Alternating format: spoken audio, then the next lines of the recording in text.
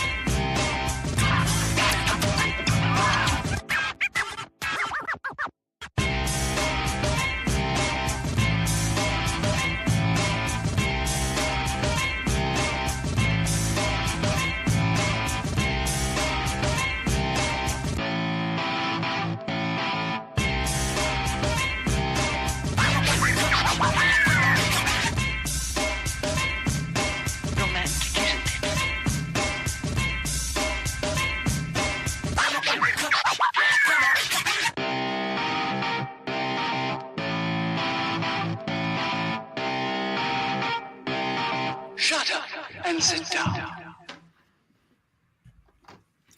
Hello, good evening, and welcome to another episode of Build, Paint, Play. I'm Dave. Greetings, programs. I'm Jake, and today we are joined by the impressive, the incorrigible, the imaginative Ronnie Renton. Woo! Hello, everybody. Thank you for that rather over-ambitious introduction, but thank you nonetheless. Jake's all about over-promising and under-delivering. No, that's not true at all. Another way around. Sorry, strike that, reverse it. Correct. All good. Okay. Fantastic, fantastic. How you doing, Ronnie?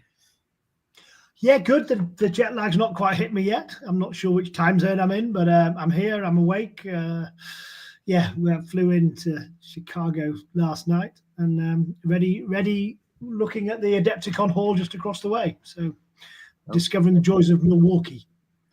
Nice. Is this your first time in Milwaukee? Yes.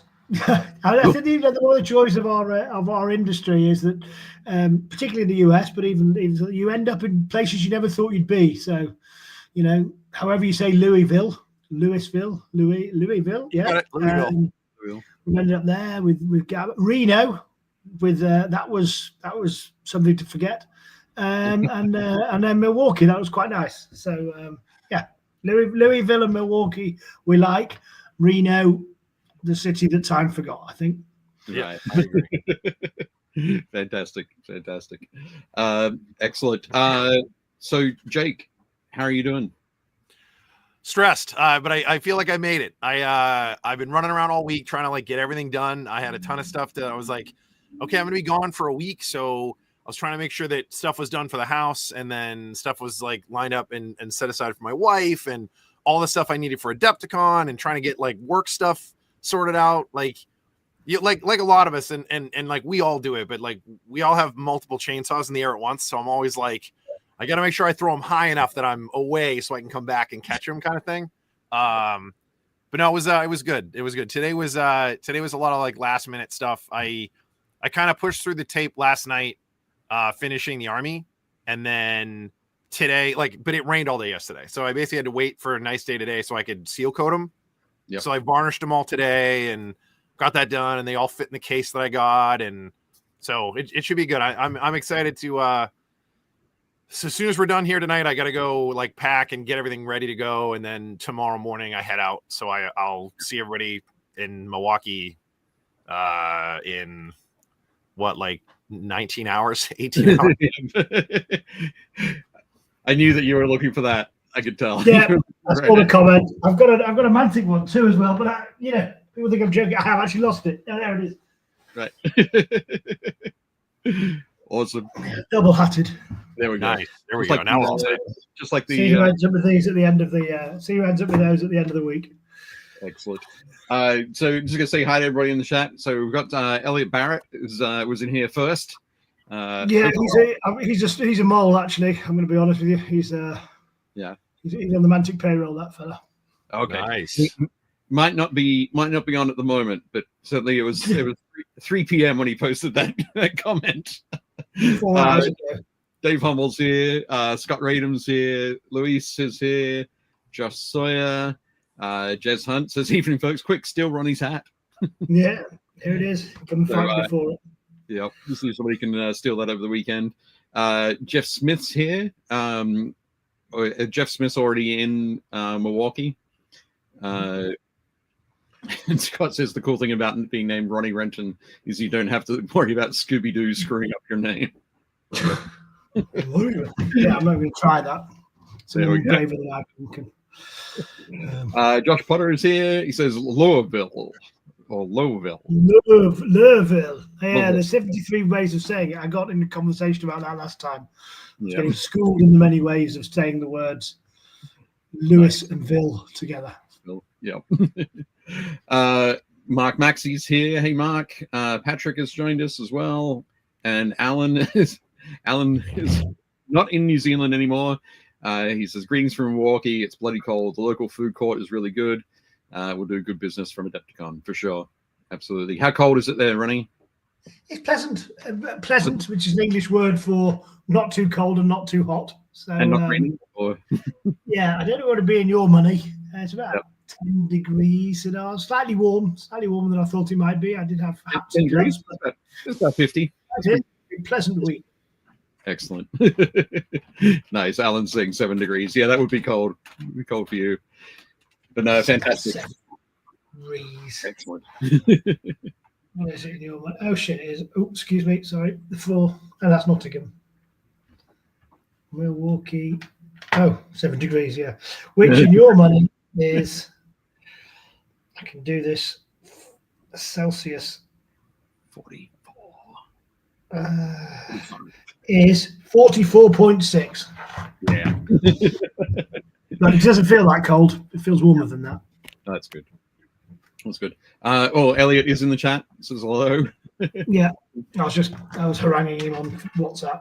All right. So. It's supposed to be like in the, I think all week it's supposed to be in like the 50s. Like it's supposed to be 45 tomorrow, 52 Thursday but cloudy, 64 on Friday but rainy, 48 on Saturday and rainy.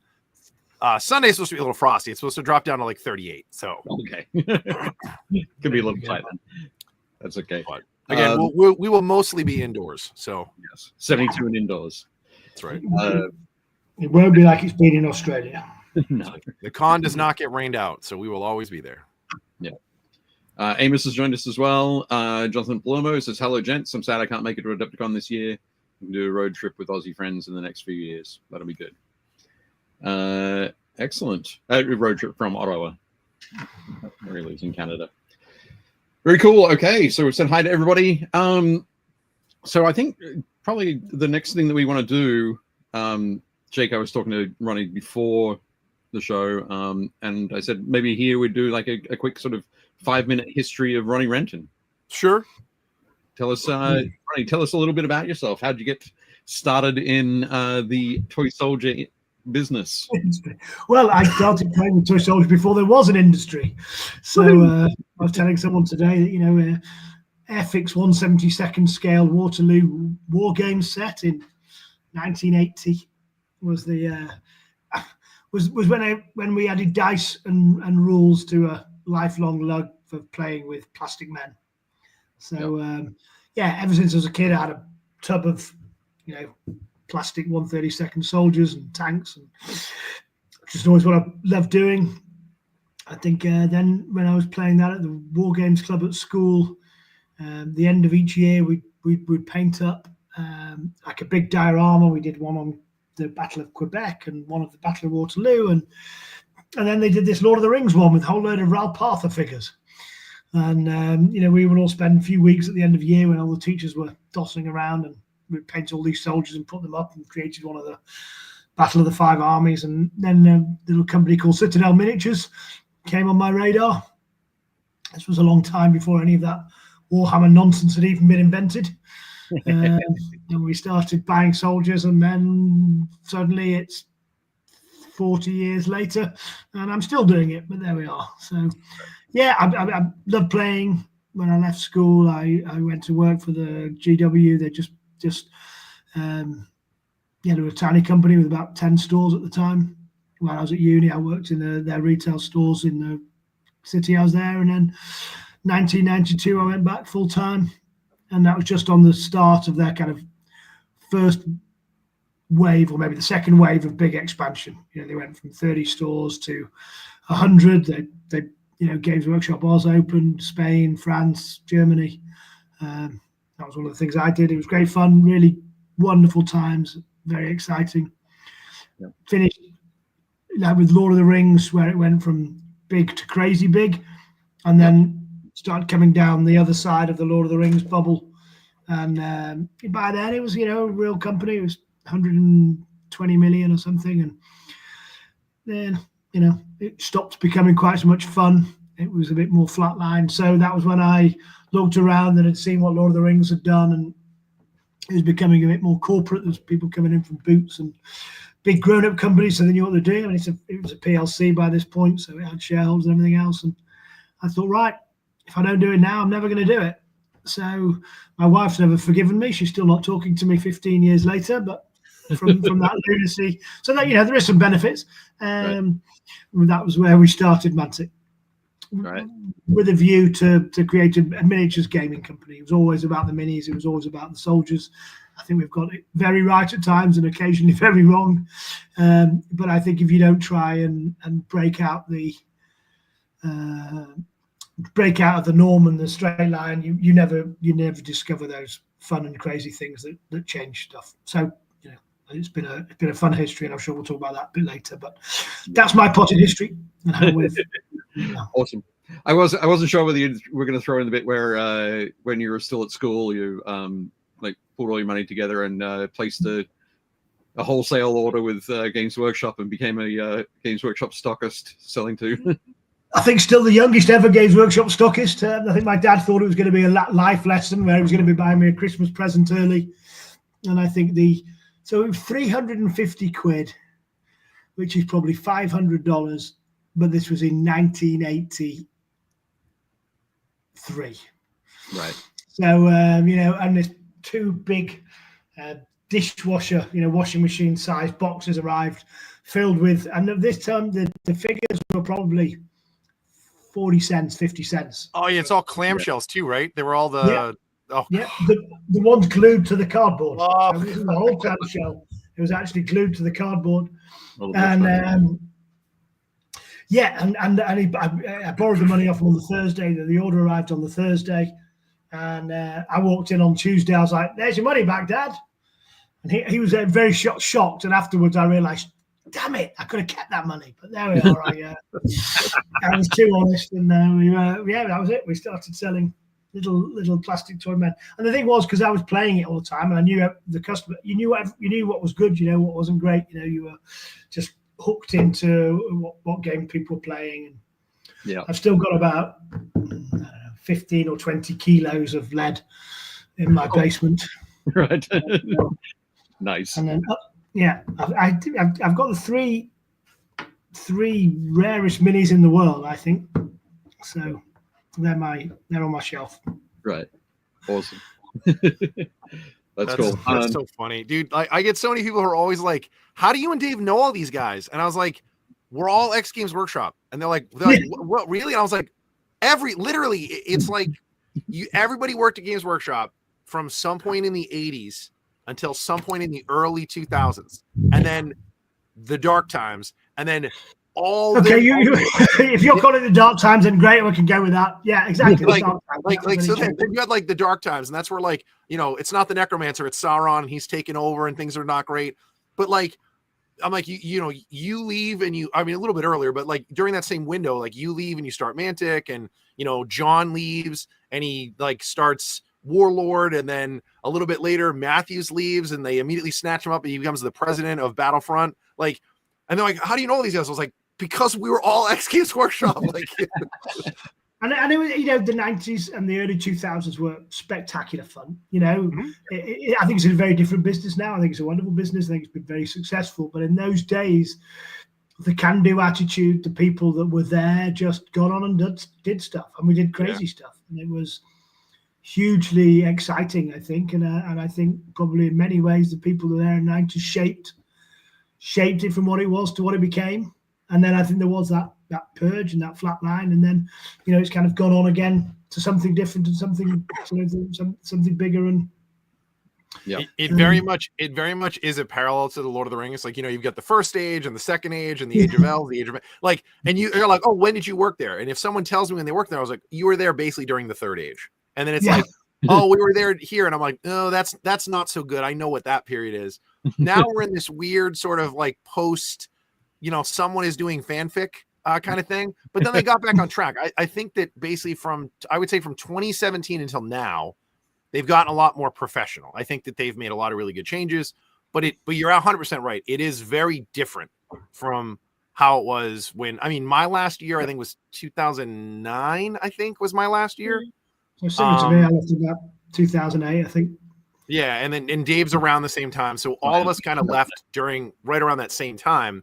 And from that period until basically 2015, 2016, it was a nightmare. Like, I had so many friends. And that was one of the reasons why I left, because Tom had turned around and said, this is what we're doing, this is where we are, and I'm not going to take the risks. And you were like, but and one of them was Lord of the Rings took us up and then brought us back down again. So it's clear licensed products don't work. And I thought, well, we went from 80 million turnover to 150 million pounds turnover, and then back to 120 million. It's clear they do work, but just not if you spend all the money and, I remember seeing that.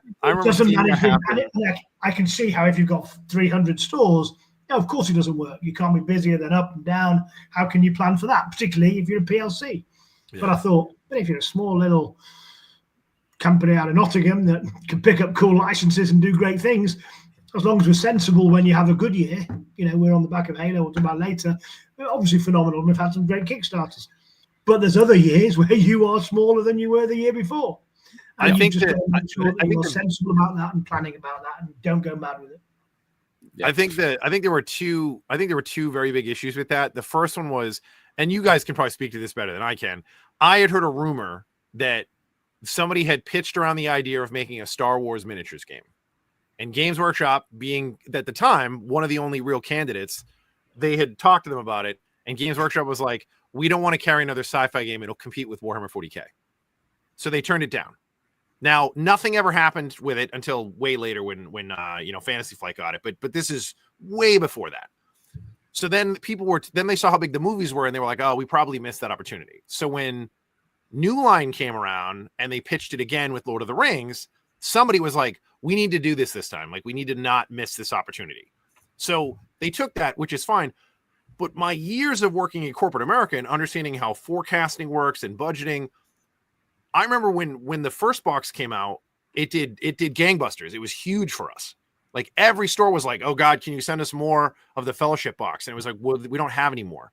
So it was a huge spike in sales. And the corporate part of my brain went, well, how are they going to plan for this on the backside? Like, that you're having whatever the launch date was. It was like, okay, so October 1st of this year, it's huge. And you're like, so when our numbers come due next year and October hits, it's going to look like we're underwater. They're like, oh God, we're, X million pounds like in the hole. And I'm like, we're not really though. It's just in comparison to last year, there's no new thing. No one does 2-year comparisons. They didn't understand how to plan for that. Like, but anyways, sorry.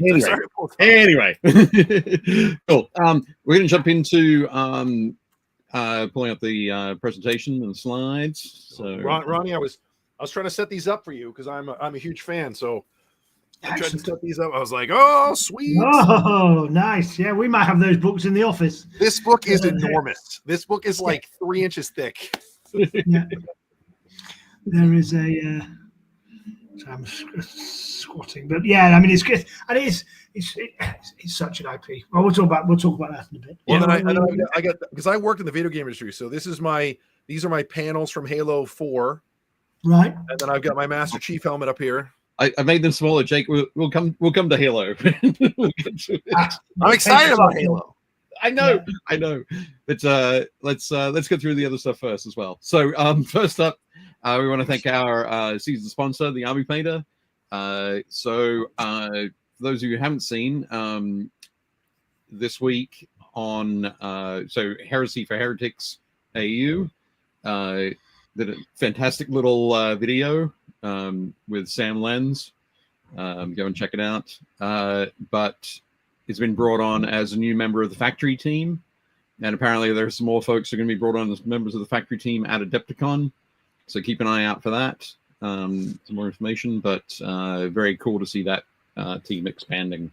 He's a super nice guy. Like I was talking with him a couple of days ago, and he's not only is he a phenomenal painter, which I mean, there's a lot of phenomenal painters in our industry. He's a super nice guy, like super chill, really down to earth, like very, very, very, very nice. Yep. The video as well is absolutely fantastic. So definitely go and check that out. Speaking of videos, here's a quick teaser for something coming up. Start. There we go. I was like, what's happening?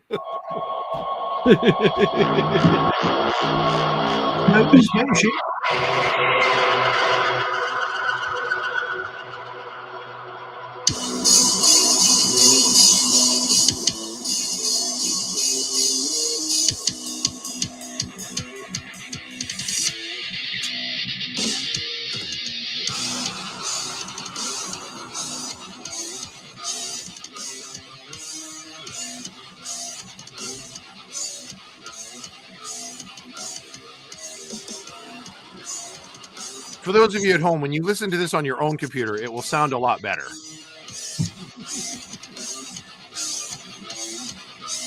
Very nice.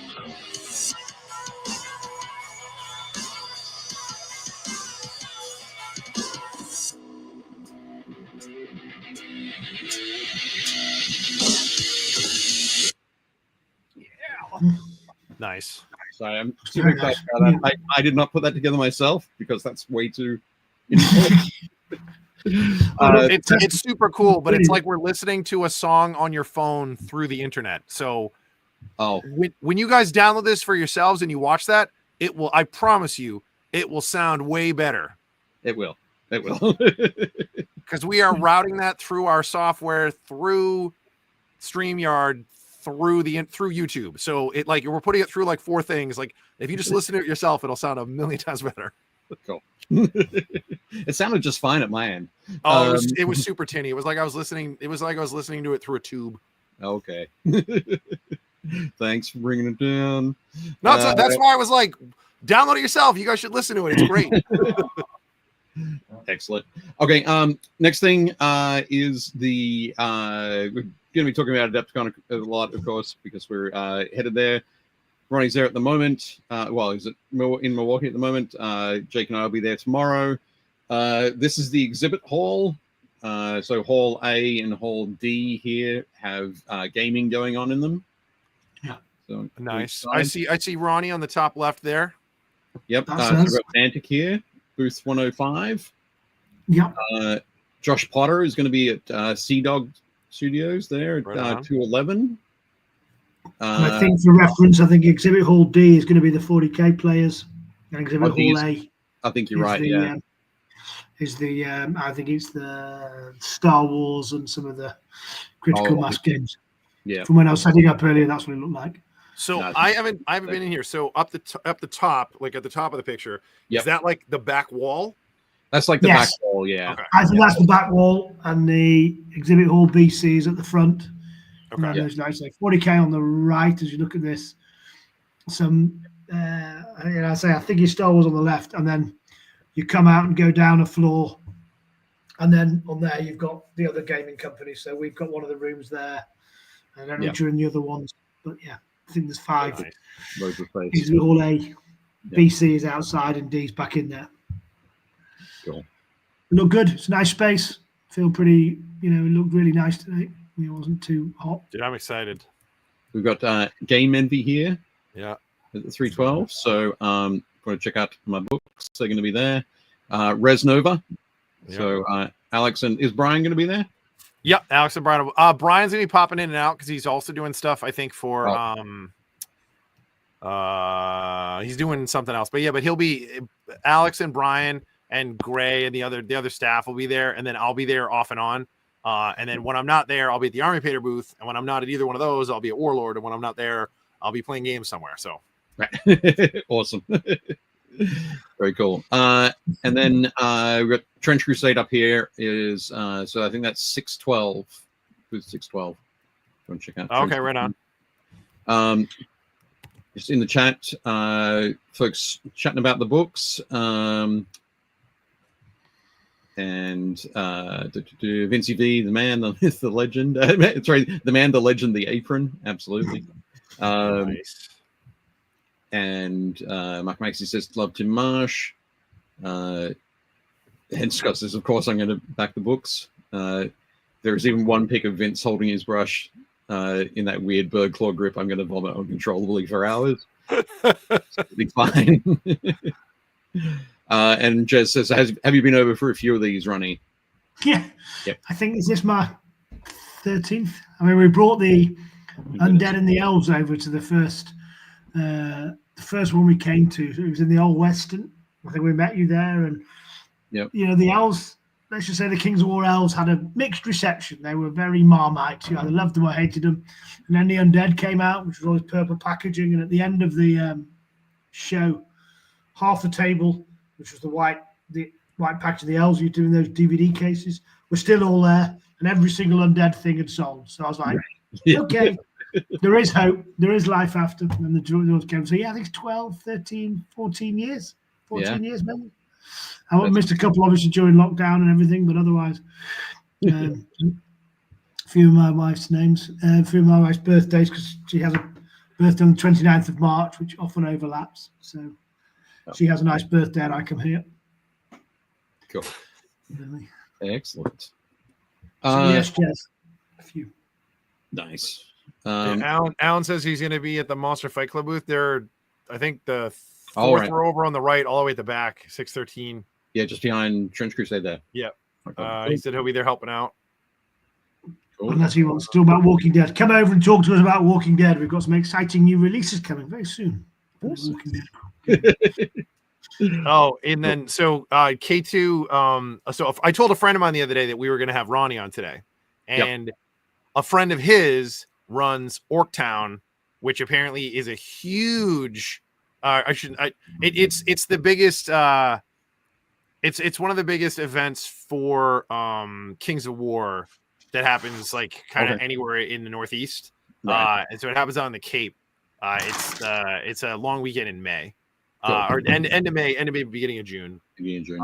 But I was like, I'm like Ronnie will be on. You should definitely pop on. So excellent. And Spaz 003. Let's on. You ever seen this? Can I get it in my camera? There we are. I have not. Oh, there we go. Oh, nice. Okay. This is our Goblin Blaster Dwarven Rum. I got pissed one time and decided to buy a whole barrel of rum and got the labels made up. So if K2 is K2 at the show? I don't know. Are you guys going to be at the show? If you come by our booth, you can have this bottle of Goblin Blaster Run, which we give away to the best painted Mantic Army at any event. If not, I'll try and get your bottle shipped over. But if you come by the stand, I won't have drank it by then, so you can definitely have it. So K2, that's yours if you can come and claim it. Excellent. Oh, he says he'll be at the store at the show. So excellent. Okay, you've got bottle 129. Excellent. Blair Mackey says, have a great show. Hi, Blair. I miss Blair. How you doing, man? I miss Blair. Mark Maxey says, I'm working the Panda Cult booth, so come say hi. And just says, I still got a video box of the elves. Going to use them for Stargrave. Well done, Jez. Awesome. There we go. Cool. So next up, I wanted to show this picture.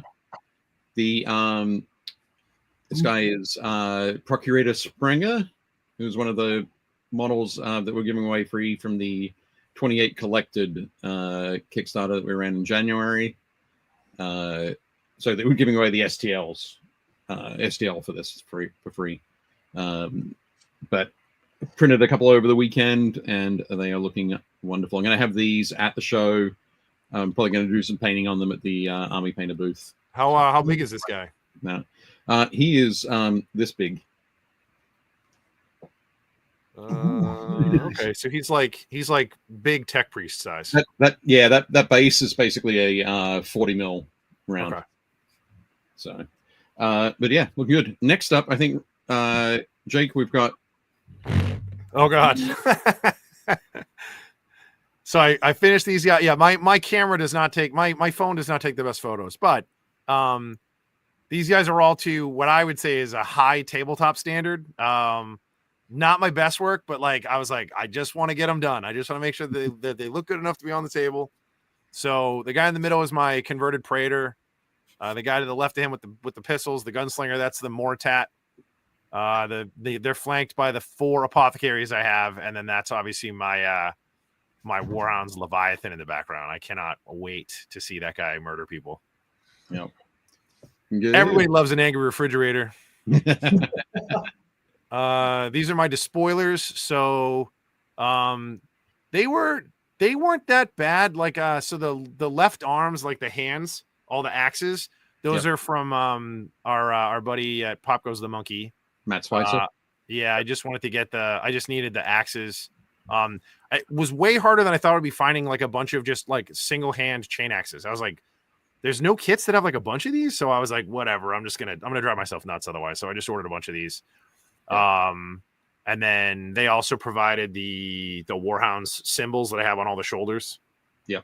But they were pretty straightforward. Like this is basically just a box of Mark III Marines, and then I used a mishmash of arms. It's like some guys have like original, Space Marine arms, like Firstborn Space Marine arms. Some guys have arms from the Assault Sprue. But yeah, just converting them into despoilers. So these are my Rampagers. This is the unit that almost broke me. It's like 13 characters. There's so much detail on these guys. I was like, this is insane. They are kit bashed from a box of Berserkers, a box of Assault Marines. I've got a mishmash of arms. The big mace things are from the Dark Angels Command Sprue, the old one. The matched swords are from the Grey Knights Sprue. Yeah. The heads are a little bit of everything. I was especially proud of, if you look down the middle, the guy with the bronze helmet in the front, the guy in the middle with the blue helmet, and then the guy that's to the right of him in the back. Those are all the actual Berserker helmets with the fins, but I shaved off the fins and very carefully like remolded the sides. So it's just a helmet without the fins, but they're super cool. Like they were really fun to mess with. And then there's a mishmash of other helmets in here. There's like a Mark III. I've got a Chaos Warrior helmet in there somewhere. But they were fun. There was so much like painting these guys blue and then going back and doing the rims and then cleaning it up with blue and then doing the white and then cleaning that up. Like I was just like, oh my God, why did I pick this paint scheme? Nice. But yeah, there's the whole army. That's 1,500 points for Zone Mortalis. Yeah. That's great. Not bad for 3 weeks. I can say big congratulations there for painting that all in 3 weeks. Impressive hobby action. Yeah. Thank you. Crazy. I'm not gonna lie, I felt proud. I was like, when I finished it the other day, I was like, I finished with a day to spare. I was like, I am pretty excited about this. So awesome. Yeah, that's good. I'm super excited for you. That's really good. Mick Palazzi has joined us. Hi, Mick. Excellent. So I think next up. Thank you guys so much. I appreciate all the comments. It was anybody wants to see them, you guys can swing by. I will have some of them at the booth at Army Painter, and I'm playing in the Taking a Phyrix, which is the Heresy event. I'll be down there probably Friday and on Saturday night too. So these guys will be on the table, hopefully kicking butt in the Emperor's name. Fingers crossed. So excellent. I think next up we're back into talking about Mantic. Excellent. Enough of that nonsense. Talk about me again. Me. There we go. So nice. Ronnie, when we're talking, we decided we'll have a little bit of a before we get into the meat and potatoes, we'd have a little appetizer. Yeah. little talking about Mantic. Ooh, I want mozzarella sticks. Sort of where you started with Mantic. So yeah, I mean, I think Kings of War obviously was our first product range fantasy rank and flank game. Worked with Alessio Cavatori, who again had left in the dark age, as you said. And I mean, one of the things I remember very vividly is that it's at 40k in 1995. I went to Rick Priestley's house with John Stallard, and we played this all new game. It was the time that we took every single codex off. They all went in the bin. And Rick, who'd been writing games by this point for 20 years, wrote what was then, you know, a new sci-fi war game, and it wasn't anything like the previous version of 40k. It was the 6-inch charge and assault and everything else, and it was a total restart. I very much consider that the second edition of 40k, and I think about 2008, 2015 did they do a third edition, which again I think was different. Warhammer never ever got a full clean paper rewrite. It was always an evolution of the game that I bought in 1981. I mean, I had a pre-order for the first edition.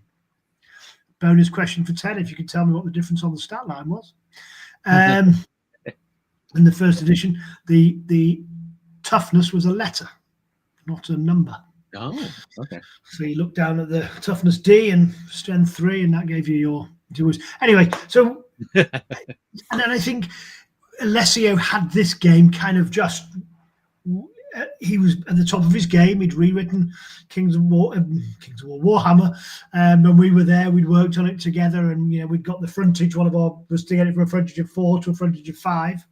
But that was the extent of the tinkering we were allowed to do. You know, the codexes never went. It never got a full rewrite from a rules guy, Rick or Alessio, at the top of their game when they were there. So I think when we got Kings of War, he just came in and wrote this streamlined, slick, fast rule set. There's a few bits of Renton insanity in there. You know, very much if you broke the line and you got behind them or got in your flanks, as was true in historical warfare, you know, you're in trouble. If you get a flank attack, it's going to hurt. And that was where the, you know, double attacks in the side and triple attacks in the rear came from.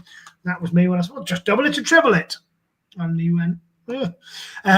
But he just had this clean, neat rule set. And from there, Kings of War cook off. I was doing well. We did Dreadball. That was a fun game, real fast board game.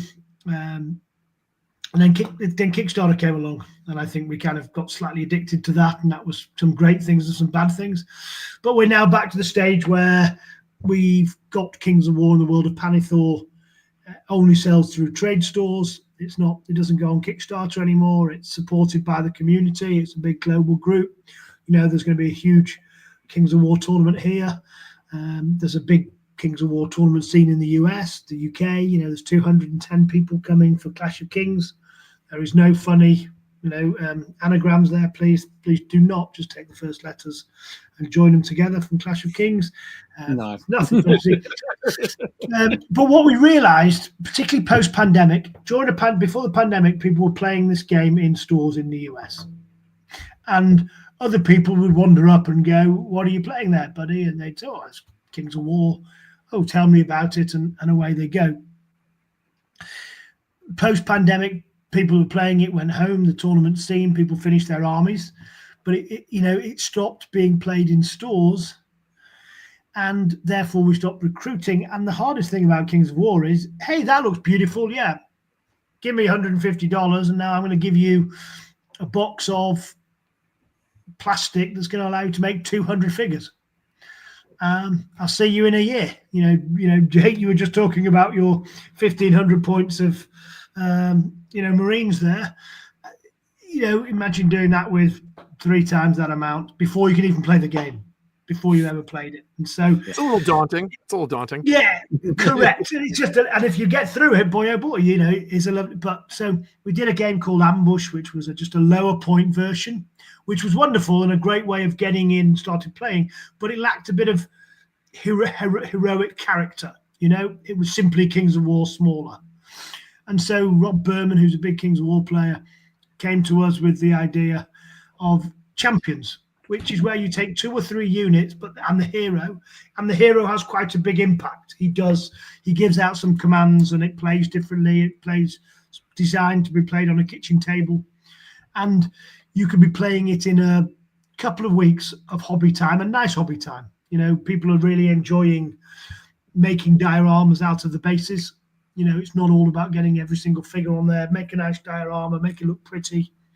The heroes are fantastic in this new, we call it mastercrafted resin, but it's a new resin material we found.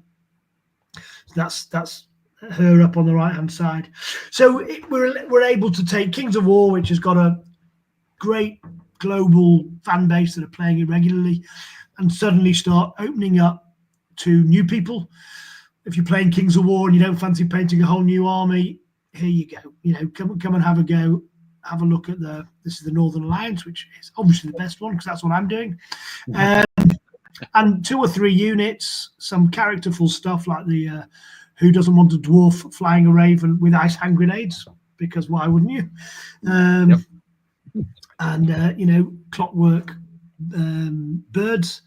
So you can start playing, have a little taste of it, try different units, different armies, you know, collect them all, see how they go. So fun. No army building. What you get in the box is your army. It's all pointed for you. It's all balanced. All the rules are in there. All the stat cards are in there. So a very much fun recruiter product that people can pick up and try. If you've never played a rank and flank game, here you go. If you enjoy it and you want to go further, well, now you've got 3 units that you can use in your Kings of War army. If you don't, or you just want to stay here, happy days. Ronnie, what's like apart from champions? What's like a normal points range to play? Like what's a standard amount? So a normal game of Kings of War is about 2,300 points. That's what people are going to be playing this weekend. And to give you some idea, that will be, depending on the army, 10 drops they call it. So 10 units, 15 units.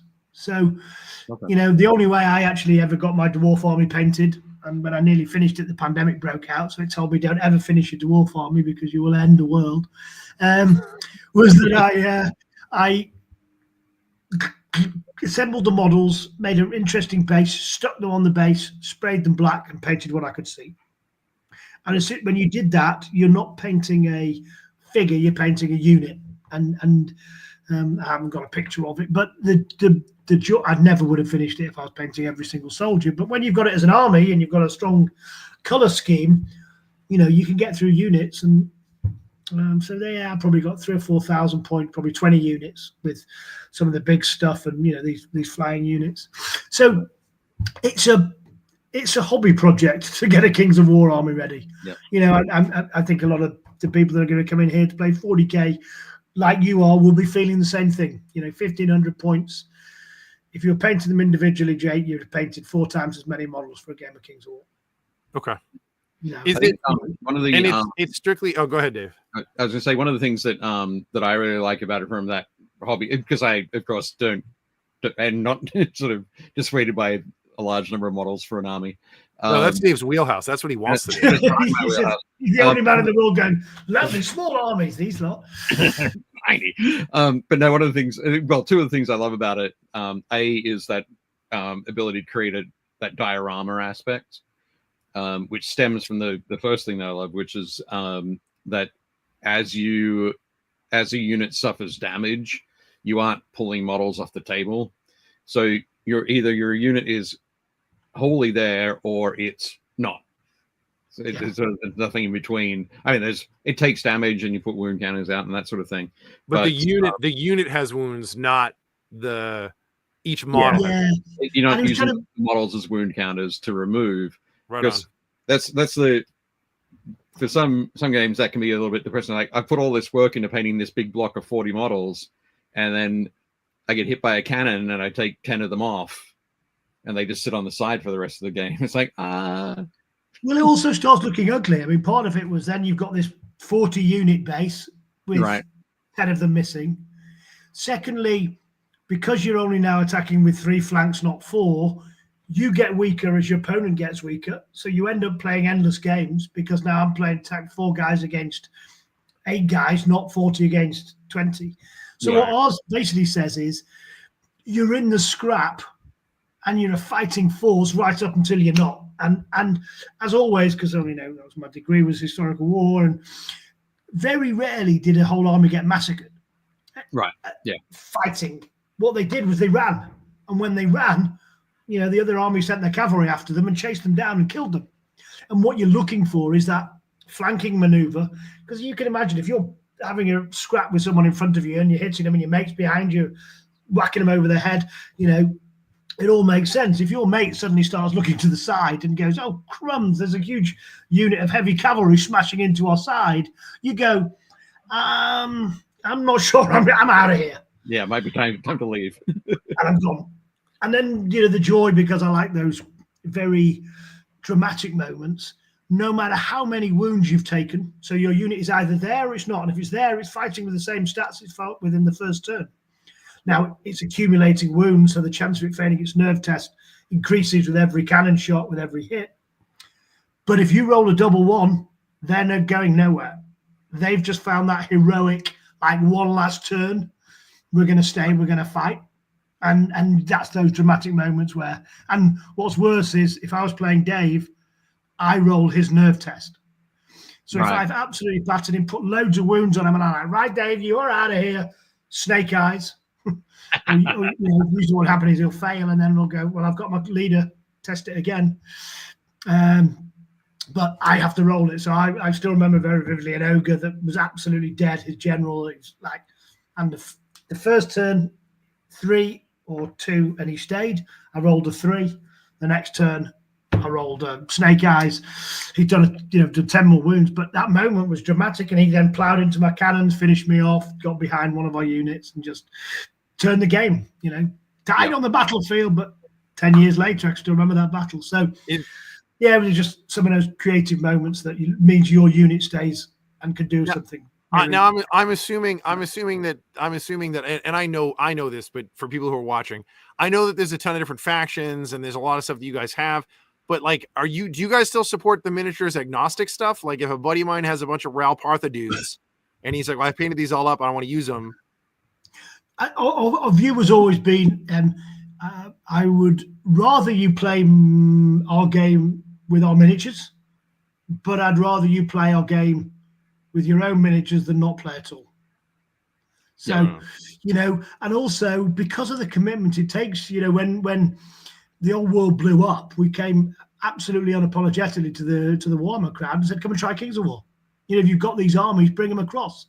Now, my view was, and then when you played it a few times, you'll start building your Kings of War armies, and many, many, many people have. There's halfling armies, and because each time we go back to an army, we start creating something. So, the dwarves have cavalry, heaven forbid, and steel behemoths. So, yes, you can. I didn't know that, when we started doing that, 3D printing didn't exist. So, I was thinking, well, eventually people will just buy our stuff because it's easier. And then people are like, oh, well, now I can 3D print it. But yeah, listen, at the end of the day, we want you playing our games. That's our key driver. We think, my view is that the more of our games you play and like, with our firefighting Dead Zone game, people don't use proxies because it's really important that that's a Forge Father with that gun, and what you see is what you get. But, come join us, play with us. At some point, I hope my miniatures inspire you enough to build an army. But I'd rather you be here rolling dice and, drinking Dwarven rum and playing Kings of War than not. So, like I said, I was just curious. We have a handful of guys that play Kings of War at my store, and I was there on a day. I was covering for one of my guys, so I was there a day. I'm normally not there. And these guys came in, and I was like, they're setting up, and I'm like, I don't know what they're playing. And they're like, we're playing Kings of War. And I was like, okay, cool. So then I walked back by, and I was like, that army's a mishmash. I was like, well, so what do you have? And he had some of his models were yours, like some of his big specific units. But then he was like, oh, these guys are from, and he threw me for a loop. He mentioned some miniatures game that I've never heard of. And he was like, I really like the way that these guys look. So that's my unit of X. And I was like, oh, cool. And then he's like, and then this is like a privateer model that was a limited edition sculpt. And I use that as this other model. And I was like, okay. He's like, yeah, as long as my opponent knows what's going on, like it's fine. That's the key for me. Awesome. That's the key for me. And as long as it's obvious, because we do play what you see is what you get game. I don't think it's fair for you to go, oh, remember this, turtle is a flying dragon, and this. Right. No, come on. If it's goblin, if it's goblin infantry with spearmen, I want to be seeing goblins with spears. You know, which manufacturer they come from, we can discuss. And also, if it's a horde, I want to see a lot of them. I don't want to see 3, because when you're playing these games, you know, your brain is going, okay, that's a threat. That's a threat. Okay, what do I need to do here? What shape are they? How hard do they hit? So I think there is, but I think when people have done what he's done there, and you paint them all up together and they're thematically strong, that looks fantastic. So yeah, he done a great job. Like, I give the kid full credit. I was just like, because I was like, what? I'm like, are these all Kings of War? He's like, no. He's like, those models are, and that unit is, and those guys are, but these guys are my favorite guys, and I just wanted to use them in this army. And I was like, that's pretty cool. So yeah, exactly. And listen, he's playing our game and he's enjoying it, and some of the big stuff. You know, come on, life's too short. It's your hobby. If you're enjoying yourself, we're doing something right. For sure. Just in the chat, Todd Rolls Dice said, never played Kings of War. I'm new to Mantic with Halo. This sounds like something I'd enjoy. Might have to pick this up. Yeah, Champions is a great segue. You know, if people want to just step across, it drops all of those barriers to entry. You've been playing Halo, come and have a try. Yeah, it's super cool. Very, very different from Halo. Very different from Halo, but it's very different than Halo. Jez also says, because of the unit bases, Kings of War looks like a mass battles game, but it plays more like a skirmish game. Yeah, you got different. There's fewer technical elements, and that's that. You know, you're building units, but it's not 20 figures. It's one base. And you know, I remember my own journey. You know, I did a Chaos Dwarf army, with Abyssal Dwarf army, and you put them all on 20mm bases, then glued them onto a army base. Right. And then when I came to my Dwarf army, I think, why on earth am I doing that? Just glue them straight onto a diorama and make it look amazing, make it look fantastic. And as soon as you're free of that model being, it's a representation of the unit. Some of the things, there's some fantastic ones, zombies walking through and crushing the fence, you know, and the kind of coming out. And there's just some amazing armies that are getting painted now. It's wonderful to see the quality. We get the top 3 guys at Clash of Kings each year. You know, Paul Walsh and the Walsh. There's just some stunning armies coming through now. That's awesome. Yeah. So, Chris Kennedy says hello, and Amos says that Dryder mini looks awesome. It does look awesome. So, yeah, no, this is good. This is the Twilight Kin. Yeah, this is one of our baddie elves things, and they've come out of the void, and you know, they've got skiffs flying across the back, and a corrupted elf army that've been living in the void too long. Nice, great fun. We're almost at the midpoint of the show, so anybody who's listening, if you haven't already, make sure you guys do all the stuff, like and subscribe, share this. I was trying to hit 800 subscribers before Adepticon, and we're 3 away. We can do it. We can do it. Subscribe now. Yeah, subscribe now. Awesome. Next up, you said this picture. Oh God. Yeah. So this was one of our surprise successes. So we'd done Hellboy, and we use Kickstarter. Our hobby products now we kind of put out through retail stores, FLGSs, but our kind of licensed craziness is Kickstarter is just a fantastic way of getting a load of things tooled, and off you go. And we chatted to Team 17 during lockdown, and they were just up the road in Sheffield, and we started chatting to them. And the bizarre thing is it's a war game. It genuinely is a war game, but it looks and plays like a board game. Right. But you know, you move your figures around and roll dices. But in the typical style of Worms, it always goes wrong. The wind blows it in the wrong direction. You blow up the oil drum, which then sets off the mine, which then blows up, and you end up inevitably killing all of your own worms in a. And so this was, you know, that we do Kickstarters. It gives us an opportunity to do some fun, great things. We've got some cool ones coming up. Assassin's Creed. I think Dreadball's coming back, and we've done Worms. And we've got another big one to announce, which is going to be great fun. So keep an eye on it.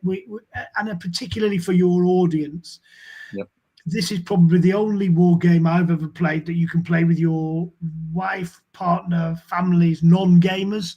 And after one turn, they will enjoy it. Yeah. And you can go kind of, well, if you imagine that like times 10, that's what my hobby is. But it really is. It's the first time, even at home, I can play Dungeon Saga with my kids, but that's a game night stuff. This is Sunday afternoon. The in-laws are over, and you can pop it out. So there's some good fun things here with things like worms and some of the things we're doing where we are hiding a war game and masquerading it as a board game. Right. And slowly but surely bringing people over to the dark side of moving towards soldiers and rolling dice. Excellent. Jez Hunt says, I gave my mate worms for Christmas. Great. Yeah, Jez, I hope you enjoyed it. Make sure we play it, because it's one of those games that when you play it, it's laugh out loud. It really is great fun. We'll be demoing at the show, but it's a great giggle. And well, I think next up, thank you, Elliot. Elliot says done, so I'm nice. We're at $7.99. Woohoo! One more. Come on, do it. Awesome. So Jake sent me this photo. We're here to talk about this is at the front of my store. This is at the front of my store on the first table right when you walk in. I've got the demo all set up. I painted up the two teams so they're red versus blue from the Rooster Teeth cartoon. So down the bottom you've got Sarge and Griff, and on the other side you've got Tucker and Church. You can't see Church; he's behind the building. But I have all the models are all built up and painted. We run demos with this. I cannot give you guys enough credit. I've said this so many times. It was absolute genius that on this side of the mat, you have all the rules printed. Everything you need to have to play is all printed around the border of this. And then I tell people, once you know how to play and you run one of each of the 4 Spartans, and then you flip this over and you each have an identical kill team of the 4 Spartans that you just learned how to play. And now the mat is bigger. So I was like, it increases by about almost 50%. And now you have all the rules and you know how to do it. Such a smart idea. Literally one of the most clever thing I've seen in our industry. Thank you. Yeah, I mean, that's we kind of dabbled with it and played with it, but my view is the hardest thing, particularly for a war game, is to start. Firstly, don't talk to me. I've got 57 games. I don't even want to start. I'm not looking. Yeah, but it's got Master Chief. Well, go tell me a little bit about it. Secondly, I genuinely think this game, the whole Dead Zone type game, the way we built it, because it's been played for the thing is just elegantly beautiful. I think it's a very playable game. So how do we get people from I'm interested in this IP through to wow, I'm having fun and I'm actually laughing while I'm playing this game, and it is a experience that I want to come back and do again and again. And so the demo mat, the no points, I've got 4, you've got 4. There's no movement. You can't argue about movement. You can't argue about cover. We've removed all of those things because I hate conflict. It's war games all your life, but I like my conflict to be limited to a war games table. And so everything was done to just encourage people to come and give it a try. And I knew with Dead Zone 1, the hype was big. It was like a $1.4 million Kickstarter, but the rules weren't good enough, and we'd use something called Restic, and the material wasn't good enough. The sculpts were nice, but they didn't transfer well. Restic wasn't a good hobby experience. When I did Dead Zone 2, we no longer had the hype. People had moved on. We had failed to deliver the game experience that people wanted. So I'd been waiting to introduce this gameplay, and we'd done Dead Zone 3 straight out to retail. And this isn't Dead Zone Light. What we did was we went, there's the Dead Zone mechanics, the core mechanics. What we're going to do is identify what the core mechanics are, and then here's Dead Zone, which is quite a claustrophobic, quite a serious multi-level 3D game, quite slow but tactical. If you make a mistake, your opponent's going to hurt you for it, and suddenly he's taken, if you only got 8 figures and he takes 1 of them off or 2 of them off, you haven't got a piece exchange they have in chess. It's a chess game. You make a mistake, it's going to hurt. Whereas this, far faster, far slicker. Yeah, I've got 4, you've got 4. 1 dies. If you're playing Slayer, I kill 1 of yours. I get a victory point. Your guy respawns next turn and comes back on. So the game is always balanced. You're always 4 on 4. You're always playing it, so that we've really got that. I remember I was playing with the Pathfinders. We were going to demo it before Gamma last year, and he starts sneaking his guy around the back. I'm like, "What are you doing?" He said, "Well, I'm going to get around there and I can get a shot in." I said, "Get it up on the top and get a shot in." And that speed of play, that cavalier attitude, because you run in, get the victory point, take the hit, respawn, come back on again. And it's a different style of playing, yet no less decision making, because I think in good war games, it just makes you make decisions. Here are my guys, play well, get them high, get clear shots, take the objectives, but you don't want the rules to be in the way. You want them to be something you know. And so the fact we can get them around, it's so much fun. It's so easy to play. Like, I'm a visual learner, so when we got it, I was like, well, I'm gonna run a bunch of demos. So all I did was I went on and I found the video of you playing in the back room, like walking everybody through it. So I literally I watched it real quick, and like, your commentary is hilarious, but a buddy of mine was like, well, how do I learn how to play? So I fast forwarded just to the bits where you guys took turns. Yeah. And I was like, that's it. Like that's the whole game. And he was like, really? I was like, it's simple, but it's elegant. Like, the layers of complexity come in what you're doing and what you want your guys to be doing and what gear they have. But I was like, the basic rules are very straightforward. It's typically when I run demos, I will run everybody through the first turn. And then I'm like, take the wheel. And then by the third or fourth turn, everybody's like, oh, okay, I understand how this works. And then it's like, oh, well, Spartans are really hard to kill. And I was like, have you not played Halo? Like, yeah, they're hard to kill. Like, the shields are a nightmare and you respawn with every turn. But I was like, if you use your squad the way they're supposed to be used, and I'm like, so I'll pin somebody down with the Zaveda, and then I plink wounds off with the guy with the DMR, and then I have the sergeant run in with the bulldog and just wipe out their armor and then hit him with the knife. Like, that's how you kill a Spartan. You need to tag team them. Just take the shields down, finish them off. But yeah, it's so fun. And also, as if you guys didn't do a good enough job with the miniatures, like, we're all miniatures guys, right? The minis are great. They were a ton of fun to paint. They're super easy. They're one-piece board game minis out of the box. The base game, the fact that it's $75 is a phenomenal deal. Yeah, and all the terrain. And I tell everybody, I'm like, if you want, this is like the Recon edition. I'm like, buy the Spartan edition, and they're like, what do I get? And I'm like, you get 8 more Spartans plus 4 of the banished, so the elites that everybody knows. I'm like, you get all those, and there's missions you can run with the elites. And they're like, what's coming next? And I was like, a ton more stuff. Like, I had already seen there's the Spartans with like the melee weapons and the alien weapons, and there's the 2 new squads you guys just teased. There's the new banished by themselves, which is rad. So if you missed out on getting a Spartan edition, you can get those guys. I'm still Ronnie. I need you to, for me, I still need my noble team from Reach. That's what I need. I need noble team. Watch this space. I was just having that conversation today. I mean, the joy is, I wore this for Ronnie. Yeah, we've got a helmet that'll go with that. Come by the booth tomorrow. We'll put the helmet on you. Just quickly, I'm going to say in the chat, Todd Rolls Dice said the rules engine used for Halo was incredible. I adore it. And Chief is a stunning model. And kudos on the scale of the Spartans to the elites to Chief. It's incredibly lore accurate. Nick Plato says, I've been trying to get my group into skirmish games for a while, and they got pulled in hard with Halo. We all love it, and we can't, and we get feelings of old LAN party days. For sure. And Elliot says, as for the model scales, there are several of us in the studio that really care about how we translate video games to real world miniatures. We still play Halo online after work, at least weekly. Excellent. It's great fun. And I think one of the things that I've learned from 15 years independently and 30 years, you know, I'm probably saying, Manzig, I've broke more games than we've made. Well, I can't break more than I've made. We've made a lot, and I've somehow broken them all. But one of them was releasing things too quickly and making it too complicated too quickly.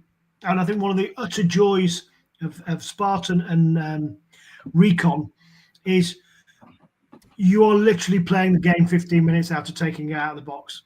And every part of it, from assembling the terrain to reading around that demo map, to putting your figures out, to rolling some dice, is a joy. Every part of it's made nicely. And until you're ready to go, and in that game there is 100 hours of game, no, 25 hours, 50 hours of gameplay, and you will not be bored. Because you'll play the demo and then you'll play it again because you realise you had a couple of the rules just okay. Then you play the other side of the demo. Then you say, right, let's play Slayer with 5 kills. And each time you're playing this, okay, now we've done Slayer a few times, let's put the item drops on it. Now you're picking up hand grenades and you're picking up medipacks and you do it. Let's put the command dice in. Then let's put the random weapons, you know, as you're running around the thing. Here's the grav hammer. Here's the spanker. So now you're picking up game-changing weapons, but when you're going out to get them, people are shooting at you.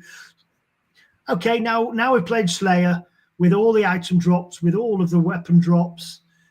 We're playing it to 11 kills, which is probably an hour-long game, an hour and 20-minute game. Great. Now let's play Oddball. Now let's play Capture the Flag. Now let's play Stronghold, which play totally differently. And we've designed them so that the respawn points mean there's no, you know, if you're camping, they're just going to come in behind you and clean you out. So you can play that.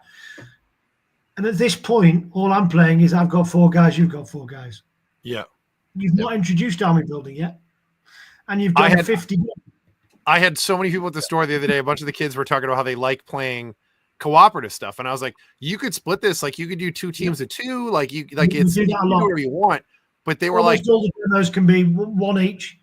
And you're in the game all the time because you're being shot at or someone's shooting at you. Or you're shooting someone. And so when you're playing a full game, 2 with 2 versus 2, I think one each of the full size game isn't enough. You're not in the game enough. But 2 aside with 2 figures, you think, how can you have fun with 2 players? So, well, the game will be over in 40 minutes. Yeah. And so you've got all that. And now 4 months after launch, you know, this weekend, we've got War Games. War Games is introducing you into a little bit of army building. So it's still Spartans. But now if you want to buy a grav hammer, okay, he is materially better than the guys you've got in the base game. So, you know, these are some of the upgrades. So War Games, you're there. He's got an energy sword. Is it a spanker there? I can't see it. There's your grav hammer. So now you've got guys with better weapons. They're more points. So we've got the points totals that allow you to kind of have 1 or 2 of these. But if you don't want one of these, what do you want to do to your Deadeye? Do you want to give him a couple of grenades? Do you want to give him, extra ammo, which gives him extra dice in the dice pool for those key moments? So suddenly you're able to start pimping out your squad, and that. But it's still going to be Spartan v Spartan. You've still got all those different scenarios, and now you're going to start running into points games where you can. I had a guy ask. And we kind of cobbled it together at the store. So I had a guy who bought the Spartan edition, and he's super excited about the elites.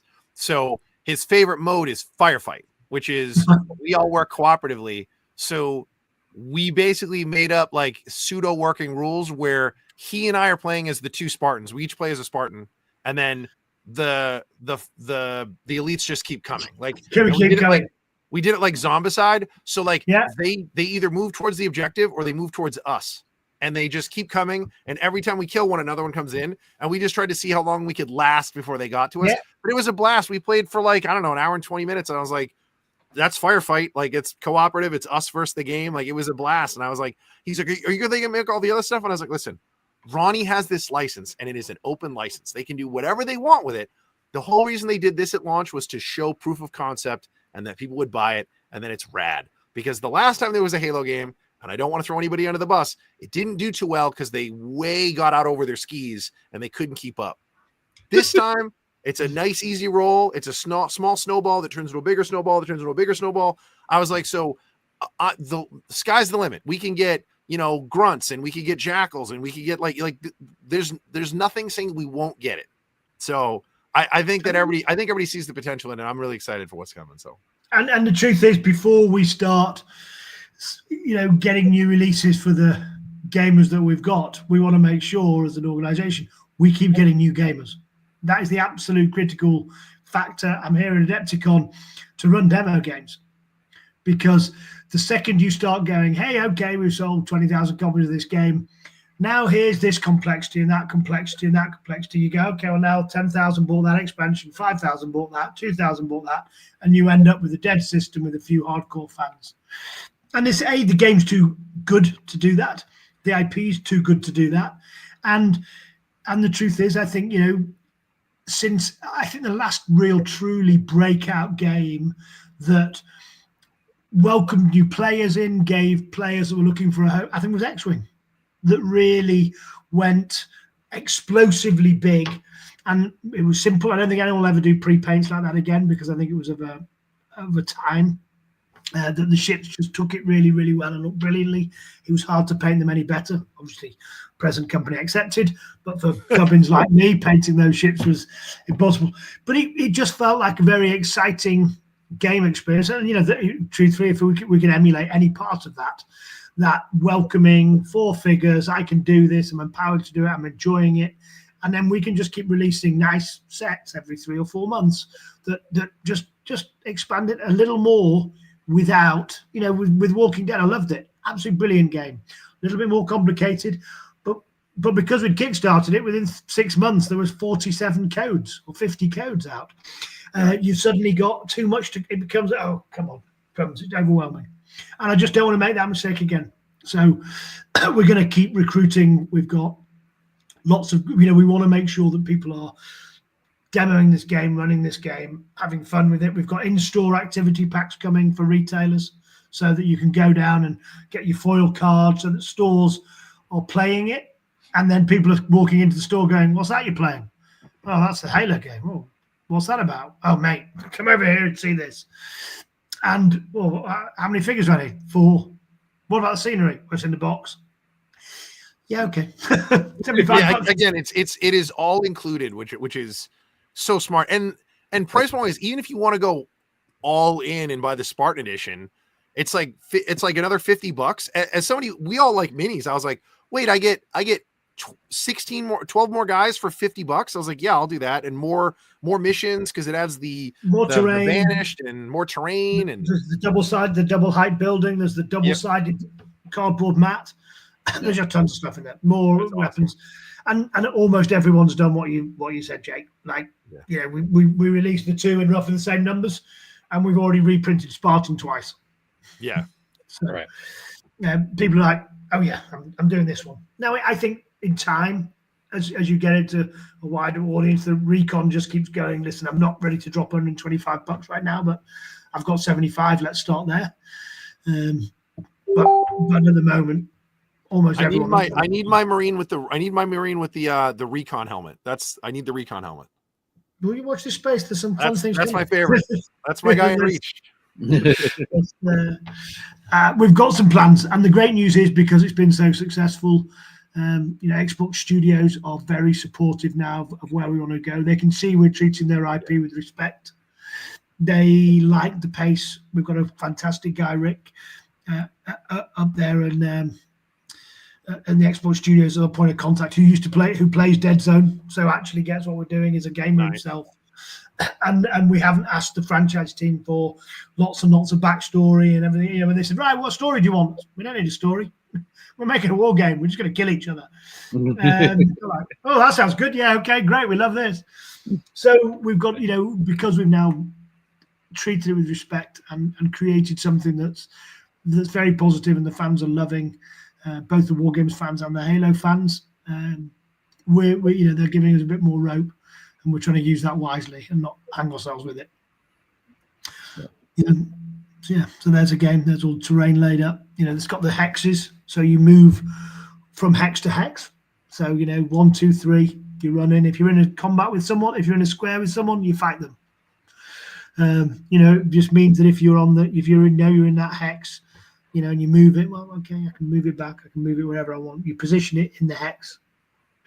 Yep. Cover. See all the figure and all of its base. You've got a clear shot. You get a bonus.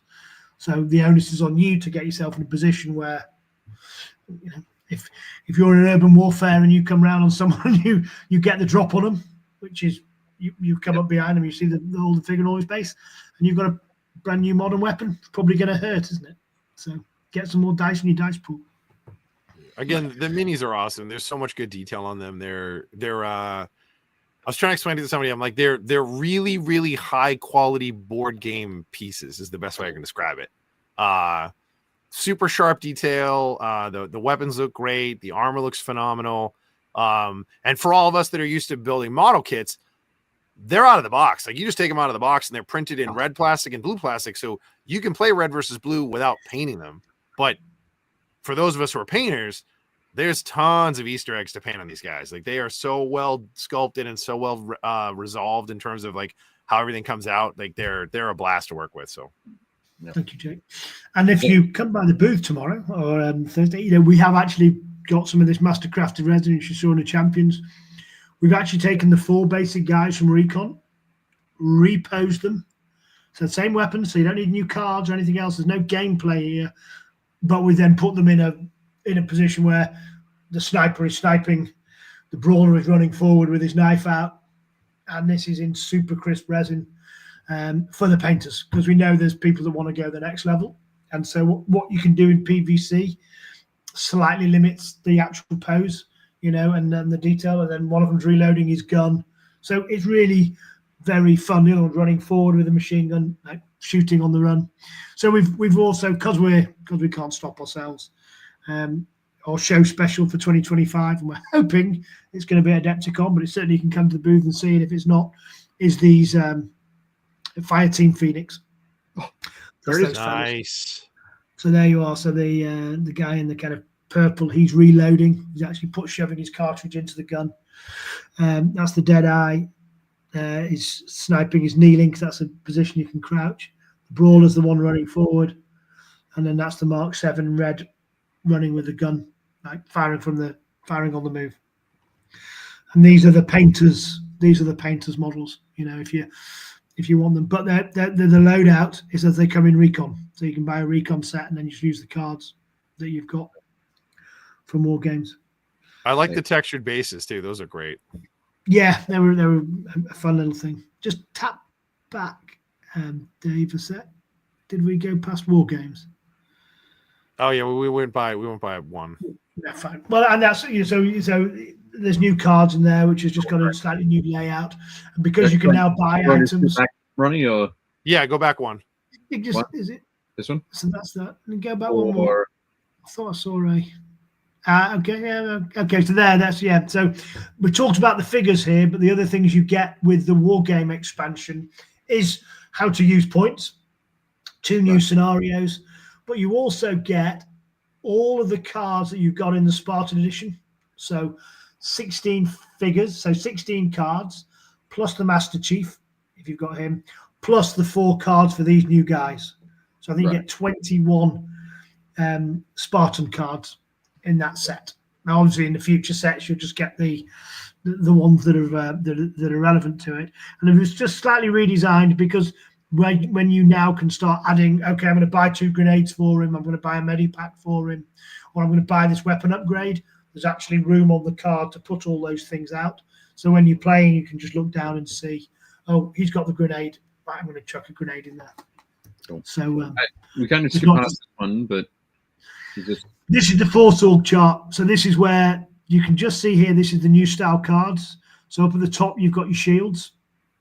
Right. There's up to 4.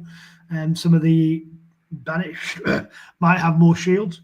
You've then got your stat line across the top with your 3 ranged attack, fight attack, and survive. Hit points for where your wounds go. Movement and armor on the shield and the movement dice. And then they're the weapons you come loaded out with. And then the combat knife, that's your left hand and that's your right hand. So you've got everything. And then across the bottom, there's what items you can buy. You can buy 2 items and you can pick up to 2 items. So you've got 4 weapon item slots across the bottom. And then coming out in May, you've actually got that plastic sheet. It's called the Force Organization holder or something like that. And you get 4 of those in a pack. So am I right in remembering the Zaveda can carry an extra weapon and switch on the fly? Yes, which is quite powerful when you get tougher.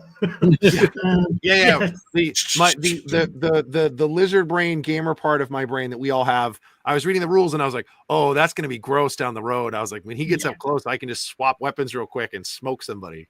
Yeah, there is some things that as always, the rules designers forget just how horrific war gamers are when you let them start playing around with your game and they do it all wrong and start finding ways of killing things far quicker than you meant. Nice. So good. So yeah, That's great. that's Cool. that's what points can help us deal with. As we were looking through this, the next one is. Oh, well, yeah, no. That's our big finish. So we'll save that for another 10 minutes until you've had Oh, enough. my apologies. My apologies. We'll go back. That'll keep people here talking until we're ready to show them that. But I think you're going to shut me up in a bit anyway, aren't you? And look at all the painted figures from your. We still got a little bit of time. Yeah, we got like 10, 15 minutes before we go to the painted stuff. So. Yeah, so we're getting into the second wave of it. There's 100 people playing Halo this weekend at Adepticon, which, considering the game came out in November, it shipped in mid-November to the US. I think is just utterly remarkable. I don't think there's ever been a game that's got that kind of numbers. There's no points. You're turning up with 4 guys, elites, or 4 Spartans.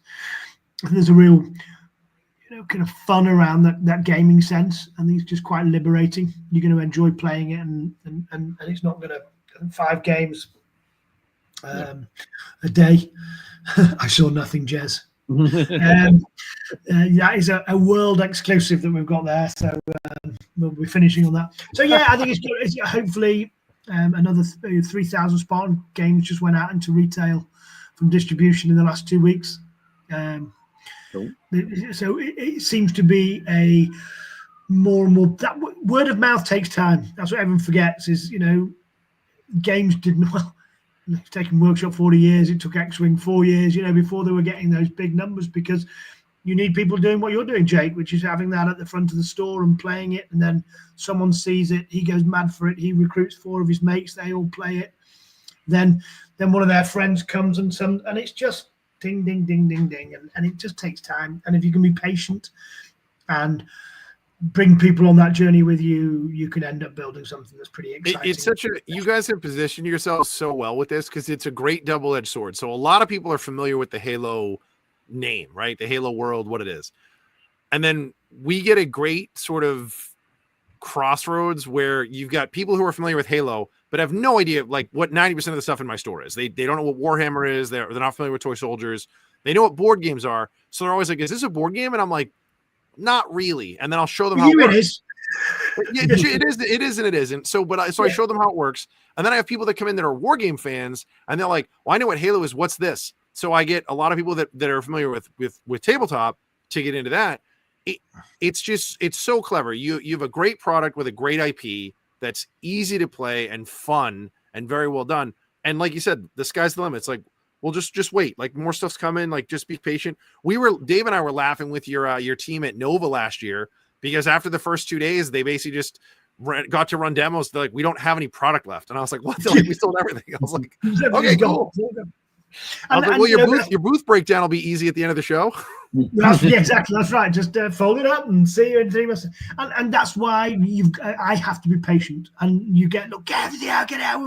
Americans want it all now. Yeah, we all do want it now. But no one will thank you for it.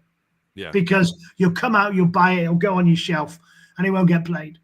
Yeah. Whereas what I actually want to do is I want you to play the game. I really want you to play it. We want to keep it living. We want to keep it a living game. Correct. So.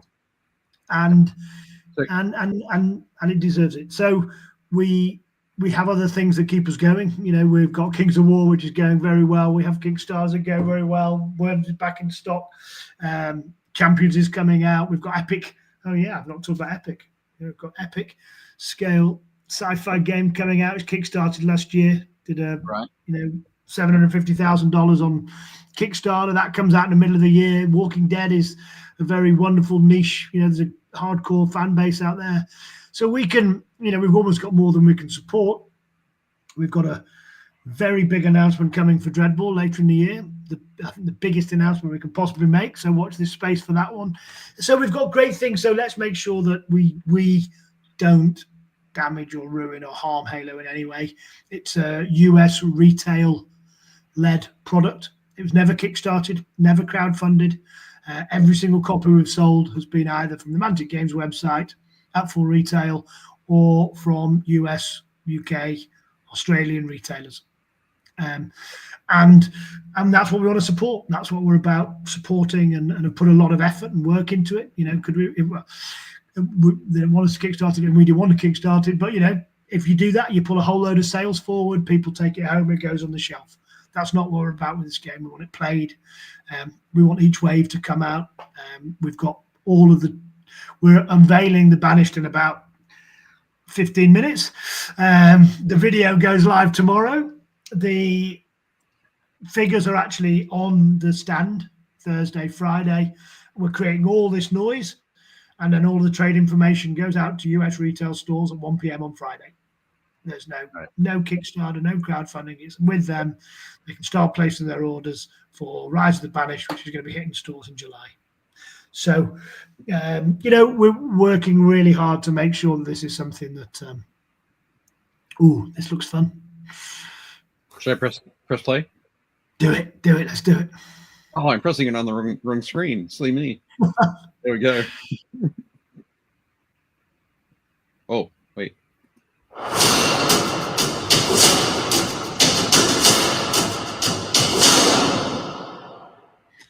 So, on my watch, that's today. So the video is going live tomorrow evening. Elliot might be able to help us out with what time, but we've got a full reveal video. If you are around tomorrow night and you're at Adepticon, anybody, at 8 o'clock up in the gaming hall, if you can get into the gaming hall that Mantic are in, we've got English chocolate, which is far nice than that American filth. We will have the models there for a sneak peek. These are very good, by the way. Wait, go back to that. We'll have Ronnie, back to that one. What was He wants you to hold. Oh, which one's that? Like crunchy. Oh yeah. Oh, nice. Okay. Yeah. my favorite is just my favorite's just the Cadbury fruit and nut bar. That's the best. That's okay. I've got a whole nut bar, so if you come by, you can have one of those. But I've not got the fruit and nut. It's just the whole nut. I'm probably going to get arrested for smuggling these into the UK. Hershey's will come and hunt me down and shoot me, I think, for bringing that stuff in. And we're just going to hang around for 2 hours. 8 o'clock tomorrow night. We've got some chocolate. We're going to drink a bottle of rum, but not bottle number 129 because that's for K2. And yeah, we're going to show them off. You're going to see the Banished. They are massive. They are huge, absolutely true to scale. I think someone was talking about that in the comments earlier. The franchise team is very the brutes are enormous. They're absolutely huge. And they've got their own terrain because their terrain is absolutely gorgeous. So this will be built by the time you see it tomorrow. And I tell you, I thought the terrain that we did in the core set was stunning. Just the speed it went together, and suddenly you're there. You know, you got your figures out. You get down to your eye. You're having a moment. It feels like Halo. I went into Matt and I said, because I like that grey and red color scheme of the Banished stuff, and particularly this. And I went into Matt and I said, I want a new terrain set. And he went, no, you don't have a new terrain set. Don't be stupid. We've just done a terrain set and it's really hard work. And I said, yeah. So I came back in the next day and I said, no, Matt, I want a new terrain set. I don't care. Just go make it. So he kind of sulked and cried for a bit. And you know, anyway, after I finished meeting him and he thought it was a great idea, and he now understood that it was a great idea. In fairness to them, they went away and applied all they'd learned from the first one and the shapes. And when you come and see, I purposely didn't do it. I kind of left it together. So, but come by or watch the video tomorrow.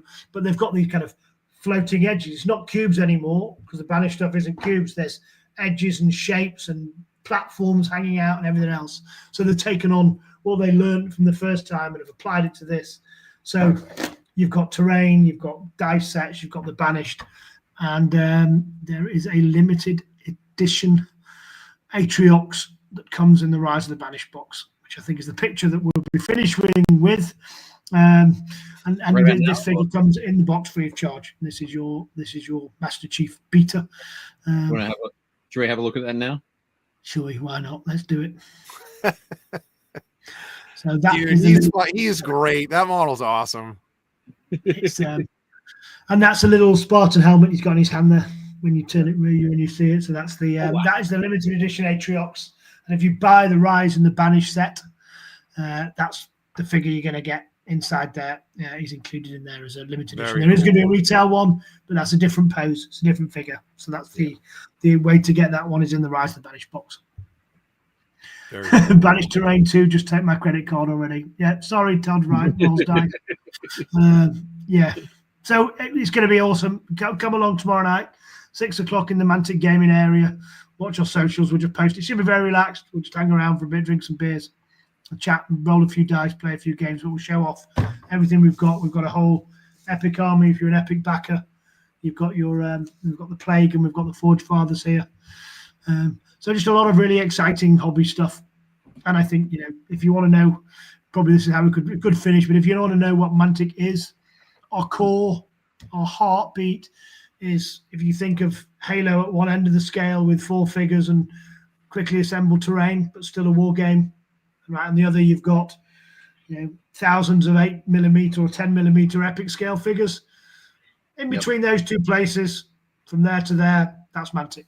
We just want to make fun, cool war games that engage, from ones where you've got 4 figures and it's a right laugh, through to, you know, kind of quite intense, still fun, but, you know, big mass battle war games.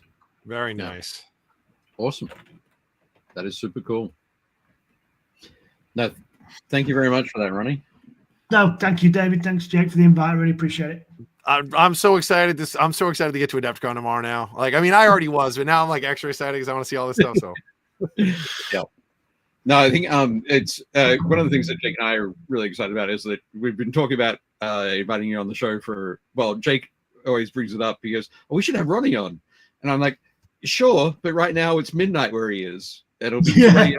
he finishes. And that's not going to happen. But inspired move. He was like, are you watching Adepticon? I was like, yeah. It's 32 minutes past midnight. But yeah, exactly. So very, very, very good time and great planning. Still just light outside where I am here. Okay, cool. That's good. See, but nice. but like I said, he's still on British time. It's not like he's not up now. Oh yeah, but he's more likely to say yes. That's true. That's fair. That's a fair point. Also less likely to forget. Yeah, that's true. That's true. Yeah, his body is saying it's like 1 a.m., 2 a.m., but yeah, it's not. I just forget. I get home and I'm like, okay, I'm relaxing now, and then someone's like, "Are you coming on the podcast?" I'm like, oh yeah, absolutely. Sorry, I haven't forgotten. So this was good because I was like, I have one thing to do today. With 2 things: get to Milwaukee, go on the podcast. So nice. Mission achieved. You can cross off both those action items. That list is done. Tick. All right, should we take a look at some minis? Is that all we got, or? Oh, Dave, I think Dave froze. Has he? Oh, that's wild. Oh, we're flying solo now. Right, let's hijack it, Jake. Here we go. Jeff Brooks just jumped on. So Brooksy's in the chat. Hey guys. Oh, there we go. Dave is unfrozen now. Oh, is it just being frozen? What I had that here was wild. All 3 were just blank and spinning. And I thought, oh my goodness, somebody in this house has just turned off the internet. Yeah. Me and Jake hardly broke it at all while you were gone, Dave. Yeah, no, we were good. We tried to cover it, but hopefully, hey guys in the chat, are we moving again? Are we live? Can you hear us, or are we still frozen? Hopefully we're back. Yes, American Challenge champ for sure. Dave got Medusa'd. Yeah, okay. We're all good. We're back. We're live. Fantastic. That's good. Okay, cool. Well, this is part of the joy of doing this live, is that this stuff just happens. So yeah, for sure. Awesome. Hey, Taylor Mannequin Challenge champ. Nice. Yes. Yeah. Fantastic. Okay, Ronnie, I mentioned before, so this is the part of the show where we take a look at minis from our great community. These are all from the Build Paint Play community Facebook group. So folks can head there. If you're not a member already, you can go and find that page, click join, and somebody will let you in. Ooh, that's nice. So one of the things, this is also a public service announcement for when you're posting stuff in different groups, like multiple groups. What Facebook will do if you post in more than 3 groups at a time, it will mark your post as spam. And if the person who's looking after the group, in this case me, doesn't happen to notice that there are notifications for the group saying, hey, go and check out these things. So Adam actually posted this back in December. No. He posted it to like 6 groups at the same time. It came through. So we have a few from Adam that we're sort of catching up on. But yeah, as poor Charles says, nice start. That orc is rad. But yeah, beautiful job there from Adam. Again, you can see he's put a lot of effort there into the different textures, which is great to see. So the skin is a different texture again from the leather. Yeah, the leather is so cool. Yeah. Yep. It's got that fantastic gray look. Mark says, what scale is that? No idea, Mark, but I'm going to guess that it's probably around, I would guess this base is probably like a 32 millimeter base, roughly. Something like that. So I think it's like wargaming scale, but it does look fantastic. Super good. I like it. Yeah, Adam does some wonderful work. And that is fantastic. I'm so used to just seeing Sigmarites in just gold. Right. So seeing them in like a color palette is great. What's the name? Do you know the name of this model? I don't. It's one of the leader characters. I'm sure it's, insert proper noun, light mechanic, like term. Wasn't executioner or something like that? Yeah, this is, I'm sure, like solar executioner or whatever. I genuinely don't know the name of this piece, but like super. Yeah, this is Jerry apparently, according to Dan Wood. I believe it's just Jerry the Executioner. Jerry the Executioner. But yeah, as you say there, when you can take a something that has a fairly typical color scheme, switch it up, add your own touch to it. I like the way he did the light play across the axe blade, like that diagonal band of like light. Yeah, very cool. Oh, excellent work there, Adam. Looks fantastic. And we'll show one more. There are a few more that have come through in the Facebook group. You can go and check those out. That could be a Kings of War model. It's like that thing is insane. Yep. Troll. He's a bit bigger there. I'm guessing that base is more like a 50 or a 60 mil base. But yeah, huge model there. Again, Adam really enjoying his greens. Yeah. He's wearing a lot of different skins, which is unsettling. Yeah. Yeah, I do like that tanned leather look. What's got going on? But yeah, again, beautiful work, Adam. Very nice. Very realistic feel on the leather. Next up, Alan Borthwick. Yikes. Alan posted this. This is the bust that he's been working on to enter in one of the painting competitions. Is that Mary Queen of Scots, or is that the is that the Queen of Hearts? Yeah, Queen of Hearts, isn't it? Why not both? Yeah, that's why not both. Yep, fantastic. All I can think of is the Monty Python bit. You are Mary Queen of Scots. I am. Yep, there we go. Queen of Hearts. Nice work, Alan. And Alan also posted the finished photo. Nice. Yeah, sure looks fantastic there. It could be Gary Oldman from Dracula. Who was it? Who was the actress who played Queen Elizabeth I in Blackadder? Miranda Richardson. Miranda Richardson. Thank you very much. This is like an older Miranda Richardson. Sure. Angry and very angry. Angry and mad.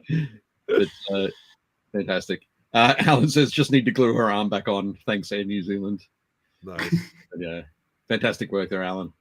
I look forward to seeing you this weekend. Nice. Amos started some work on some Emperor's Children. These look great. Yep. That pink is really nice, isn't it? They're such a. I mean, like, I'm not going to play Dirty Heretics, but they are such a fun paint scheme. Right. Like the if you do like the black with the magenta with like the spot of like bright greens and blues, like they're just really, really fun. Yeah. Love the work that Amos has done on the symbol. Yeah. Yeah. Just that. Alan, please, Amos, please tell me somewhere you have the Noise Marine. They got the Mohawk and the guitar. That's one of the best models of all time. Great. But looking really nice there, Amos. Very cool. The purple on the swords is really cool too. He tied it in as well on the weapons. Yeah. Yep. That the purple wash. Yep. Nice one. So good. Ben. Oh yeah, he knocked out some Vespid. But he painted these up to use as heralds of Beelzebub for the Black Grail force for Trench Crusade. Yep. So yeah, he's all in. He's all in on Trench Crusade, man. Fantastic. And Ben's going to be there this weekend, right? Saturday, Sunday. Yeah, he'll be there. He flies in super late Friday. He gets there at like midnight. And then he's there all playing games all day Saturday. And then he's playing games, I think, a little bit on Sunday. And then he leaves like kind of middle of the day on Sunday. Okay, cool. It'd be great to catch up with him again. Just said, fetch my large slipper. Yeah. But no, nice work, Ben. Good stuff. Those are great. Cal? More crazy goblins. Yep, I think these are more troll size. Oh yeah, that makes sense. Yep. The guy in the middle is their heads are so oversized it's hard to tell. Yeah, that's true. But I think based on the size of the texture on the board behind it. But I'm guessing these are. Oh, there we go. There we go. Yeah, the trolls. Solid. But Cal, are these from Otherworld as well? I'm assuming those are Otherworld. They look like Otherworld minis. Sure. Josh said about those, the Heralds of Beelzebub was Harold Beelzebub of the Nantucket Beelzebubs. Nice. But no, looking great there, Cal. The basing's looking really cool too. Enjoying that. There we go. Satyr Art Studio. Nice. Remember, if it's not a Herald from the Beelzebub region, it's just a sparkling Herald. Sparkling Herald. Exactly. Fantastic. Thanks, thanks, Cal. Chris Gorka posted some more stuff. Dude, Chris, this is phenomenal. Yeah. I'm seeing amazing Mandalorian. I think we saw Grogu. I like his punch of color is Grogu. Like that's the punch of color in this mini. Right. Yeah. One of the things I'm loving is up on top of the helmet up here. Some of the shading, the tinting, is that wonderful blue. So it's like a sky reflection. Whereas down here on the legs, it's brown for an earth reflection. See, now I would have just used silver metallic and been done with it. Yes, you would have.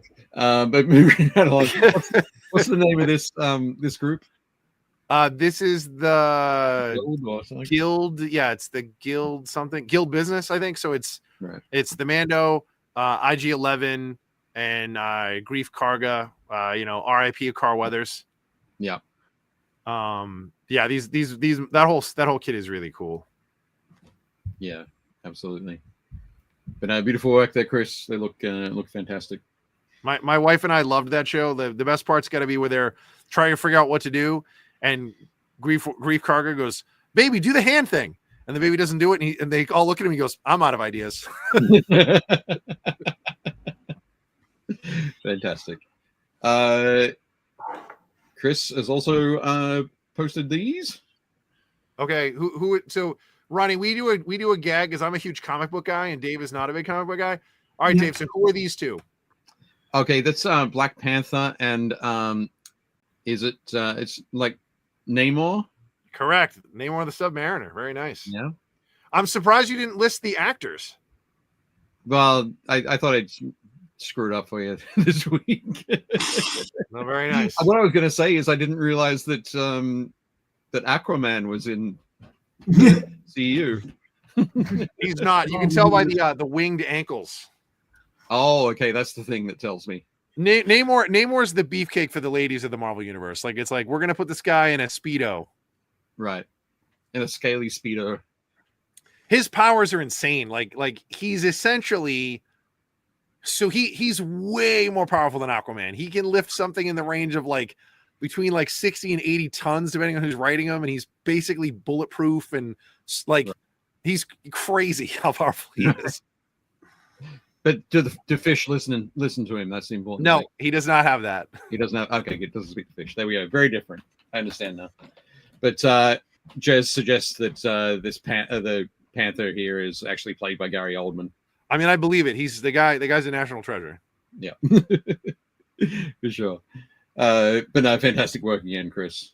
Looks great. I love the your use of purple for the highlights on Black Panther. There. Very cool. Yeah, nice one. Chris Jones. Chris Jones has got started on some ladies. Some Sisters of Silence. Sisters of Silence. So yeah, looking good there. That sort of deep greenish blue is looking. It almost looks like Incubi Darkness. Yeah, I think so. It's got that little bit of green in it. Yeah, maybe. I was thinking more like Coal Black from P3. But okay, yeah, looking good. I'm loving the smoothness you've got going on the skin there, Chris. Looking really good. Nice one. Next up, Dave Hummel. Dave Hummel's taking a break from assembling Space Marines to assembling terrain. Good Lord. Loads of stuff on the go at the moment. You gotta let I think my favorite thing about Dave is that Dave does not do anything by halves. No, not at all. Fantastic. Sorry, Scott Radham says fish don't listen to Aquaman either. His hand got bitten off by a goddamn shark. And he was like, I can get by. But no, fantastic, Dave. We're looking forward to seeing what you make from all of this. Very cool. Oh, Mark said it's peacock green. Peacock green. Okay, cool. Oh, nice. Here we go. He finished the rest of the warband. He's got some more Heretic Troopers to work on, but he'll be bringing those along on Thursday. So, yeah, pretty cool. Pretty exciting stuff. Very cool. These guys are rad. Those this weekend. But, yeah, nice work, Dave. Looking good. Very cool. Sulin done some more work on this Goliath commission he's working on. Killing it. Still a little bit of work in progress, I think, on this guy, but I'm loving the tattoo detail. You see this one on the side of the head. They're such cool models. The Goliaths are insane. Yeah, absolutely. Ronnie, have you done any try to do any tattoo work on your dwarves? A little bit beyond me, that I'm afraid. If I can't dry brush it, it's not happening. I think okay. You might have to get the sculptors to sculpt. Ronnie's like, I keep trying to dry brush on a tattoo and it's just not working. And the polka dot paint never works either these days. Yeah. Nice. Oh, cool. But yeah, beautiful work there, Sulin. I think we were right last week, Jake, when we said that there was like a wash over of metallic for the red. Yeah, for sure. You can see it on like the other leg plates and stuff. Yep. But looking good. He's got 9 of these guys done now. So nice work, Sulin. Those guys are great. I mean, I like them because they have mohawks also. Like, they get it. Right. Yep. Excellent. John Sining's been working on taking a break from his Napoleonics to work on some Lord of the Rings. You could use these in Napoleonics. I feel like they'd win, but sure. Well, I don't know, actually. Would Gandalf be able to stop all of those musket balls? Yeah. I feel like yes. I feel like yeah. Okay. But no, fantastic work there. I particularly love the Pippin. Yeah.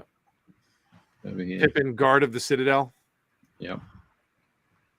No, excellent work there, and the variety of whites that he's got going on here on the robes, the hair. Dude, the giant Italian seasoning bottle of Woodland Scenic static grass flock in the background, like that takes me back. Yeah, absolutely. But yeah, looking good there, John. Nice work. Very nice. Next up, Josh Sawyer. A little model for advantage here. Yeah, he said he was going to be claiming cover 25% of the time. Yeah. You get a cover save. But yeah, it's a Direwolf Titan for his what is it? It's Adeptus Titanicus gaming that he's going to be doing. Yeah, I would assume. Josh and I are going to be playing a game of Combat Patrol at some point. Is he playing Titanicus or is he playing I think Imperialis? He's playing Titanicus. He's playing Titanicus, Legio Imperialis, and he and I are going to get in a Combat Patrol game at some point. Nice. So excited by that. But yeah, looking good there, Josh. Very cool. I love the choice of that sort of teal glow. Oh, for the turbo laser, yeah. Yeah. Looking really What nice. What are his arms? Small. No. I'm trying to figure out if they're I don't know what those are. I think they're tiny Gatling cannons or something. Because those are way smaller than the normal like Vulcan Mega Bolter that they usually have, which is the twin miniguns. So yeah, just pretty let us cool know. though. But yeah, looking good, Josh. Nice one. I like it. Very nice. The versatile terrain nameplate down the bottom. Very cool. Yeah, those are cool. There you go. It's a proprietary Vulcan Mega Bolter. Ooh, okay. Only for the the Direwolf. Fantastic. Justin Corbett said that he'd been slacking on taking a family photo of his Gloomspite Gits. But Look, there's an awful lot of Troggoths in there.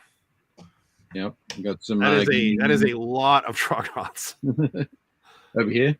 Yeah, geez, what does he have? 1, 2, 3, 4, 5, 6, 7, 8, 9, 10, 11, 12. Looks like 12 or 13, including 2 great Troggoths. Yeah. Scary stuff. Yeah, it's a lot. But yeah, so Justin posted quite a few photos from some gaming that he's. Oh, you got to kill those. Remember, the house rule at my store is hatred gray plastic. Right. You're fighting those big guys. You get to reroll all your misses and wounds. Nice. So that's good. I like his what's the moon skull thing called at the bottom? The Loon Shrine, I think. Yeah, the terrain piece. That's awesome. It's all pink and he's got all the little grass bits growing on and stuff. That's super neat. Yeah. No, looking good, Justin. We're still looking forward to that group photo when you get a chance. Super cool. The colors on his army are great. All those like aquas and blues and greens. Yeah. It's a great pop of color. Looking awesome. Next up, Justin McCoy's still doing some work on his excellent sort of floating diorama. That is fantastic. Yeah, this little cooler. I almost called it an esky for Australians. Recognize that. But yeah, all the cans and bottles floating in the icy water there. Looks great. Super cool. And he also posted this one. Nice. Great summer trick. If you're ever looking to keep your stuff extra cold in the summer, yep. You put the bottles in the cooler, then you put water in the cooler, then you salt the water, and then you add ice. Okay. How much salt? I mean, it doesn't need to be a ton. Like I usually do like a quarter cup or something, or an eighth of a cup. Just throw it in the water and mix it in. And then what'll happen is the ice will get the water cold, but then it'll stay that consistent temperature. It's just right. It's just an old trick, but it's super cool. But no, this is great. I love all the attention to detail is on all the other stuff. A couple of beer bottles tucked in the corner there with the salmon. Yeah. There we go. Mick Palazzi, Australian, says, yep, esky. Alan says, nice chili bin. So it's great that we have different words all around the world for this these things. But yeah, awesome. Nice one. Christian posted this crazy mini. He said this was a bit of a throwback. This is from 2016. But I think that's from Hordes. the Ganesha. I think so. I don't know. I don't think so. No. No, I think it might have been like this is like a 75 mil mini from a resin company in Europe. Okay, pretty cool. I like the little girl like hiding in the front. Yeah, I think she might be a hassle-free mini. But yeah, she looks great. But I love the colors on this. Yeah, he's super cool. Just that green into the yellow, mustard yellow. Beautiful stuff. Nice one, Christian. Christian loves that mustard yellowy green. He loves that stuff. Absolutely. She's gonna get squished. Maybe. No. She summoned him. Okay. It works for her. She's gonna step out of the way and let him go past. Luis has been doing some more work on his Phobos Combat Patrol. This is the lieutenant. This is another one of those models that's just awesome. Like, how badass are you? Well, I carry 2 knives. Just 2? Is that it? Yes, just the 2 knives. But no, looking really nice there, Luis. Coming along well. Mark Maxey posted this. This is a piece that Mark is entering in Golden This is his entry weekend.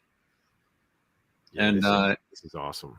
Yeah, I absolutely love the depth in that water. You just know that it's not really that deep, but it just looks like it goes down forever. Yeah, super cool. Fantastic job of that sort of gradation. I don't know. There's a word in there anyway. But yeah, looking beautiful there, Mark. Yeah, it's awesome. The wood texture is fantastic. Those leaves. And you could just use this as a unit in Kings of War. Yes. You could. Scenic base. Underground bases. But yes, beautiful. Yeah. But and joking aside, when people have started doing this kind of stuff on their bases now, really water effects, rivers, lavas, and each time you do a unit, you've got this kind of space to play with, which is wonderful because you can just see the detail in that. Yeah. Mark said it's all 2D, which Those is just awesome. even incredible. Yeah, I would know. It's resin thing, doesn't it? Yeah, it feels like he's hollowed out that base. Yeah. It goes down at least as far as that base, but if that's all 2D, that's pretty cool. Props, Mark. Well, Dave, we'll have to go get a look at it in person when we get there. Oh, absolutely.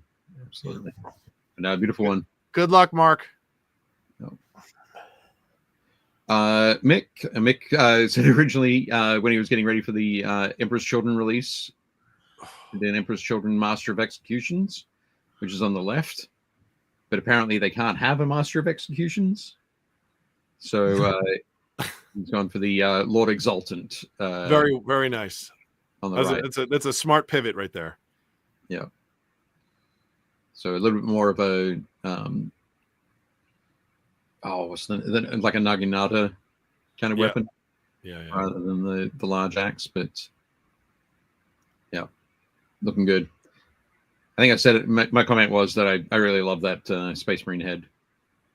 Yeah, that's one of the old like Firstborn. What sprue is that from? Is that just a Chaos sprue?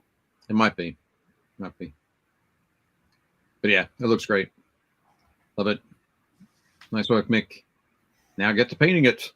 Yes, super cool. You got 24 hours. No, you got a week. Oh, we want to see it next week. Mike Sevilla he's having a lot of fun with his goblins here. He's painted these up for Frostgrave. These guys are great. They look like they're spilling out of a house just in time for Christmas. They do, don't they? There's something very Christmassy about this. It's the red hat there. Yeah, and then there's like the bits of flock on the pine tree to the left. Yep. So it looks like it's it's a Christmas tree. Yep. It's got that kind of feel. I do love squigs. Right. Yeah, they look great.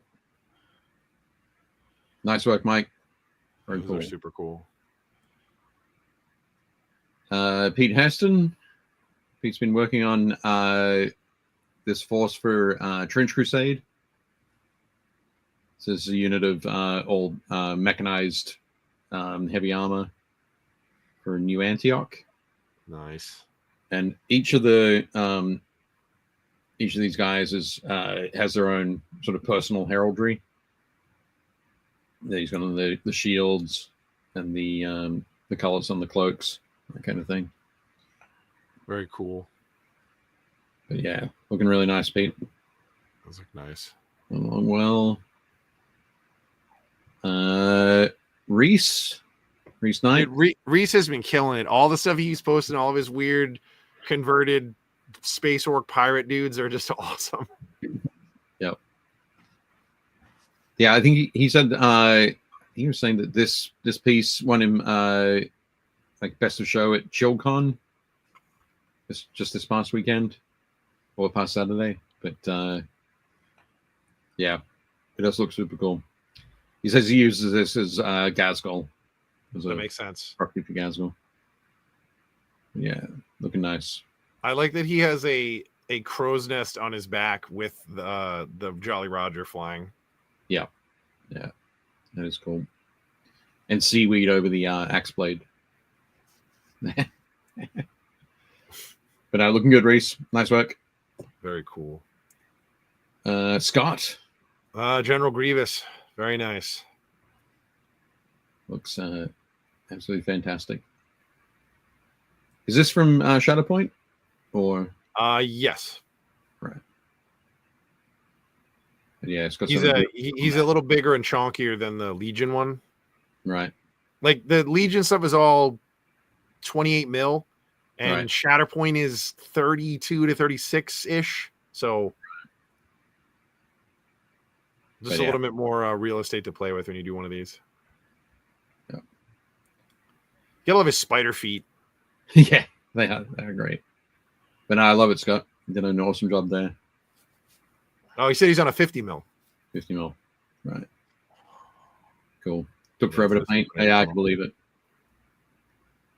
Great work, Scott. It was awesome. Beautifully. Nice one. Okay.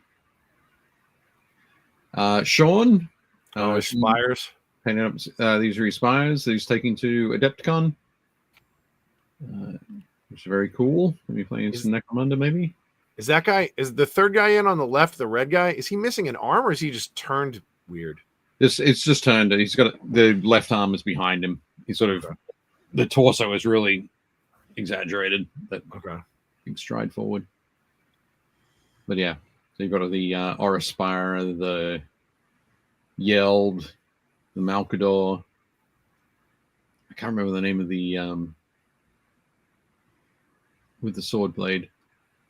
I never played Spires. I don't know. Yeah, and I think this is Lady Hera in her Spire hunting rig. Horus is the big guy. Who's the one with the swords? What's the one with the blade? Sean, let us know. But yeah, looking cool. Nice work. And then Steven's been painting up some goblin archers. Old school. Yep. Although if he was really doing these old school, they would all have red bows. Yep. And goblin green bases. Well, I don't think he's finished the bases just yet, but he's still got the opportunity for goblin green. All right. But yeah, looking great there, Steve. Looking good. And he's also painted up some I think he said these were some Nick Lund ogres. Yeah, Chronicle miniatures. I've got some of those. Yeah. They're ogres, you said? No, goblins are orcs, I think. Okay. I think they might be metal based. Maybe. Pretty cool. But yeah.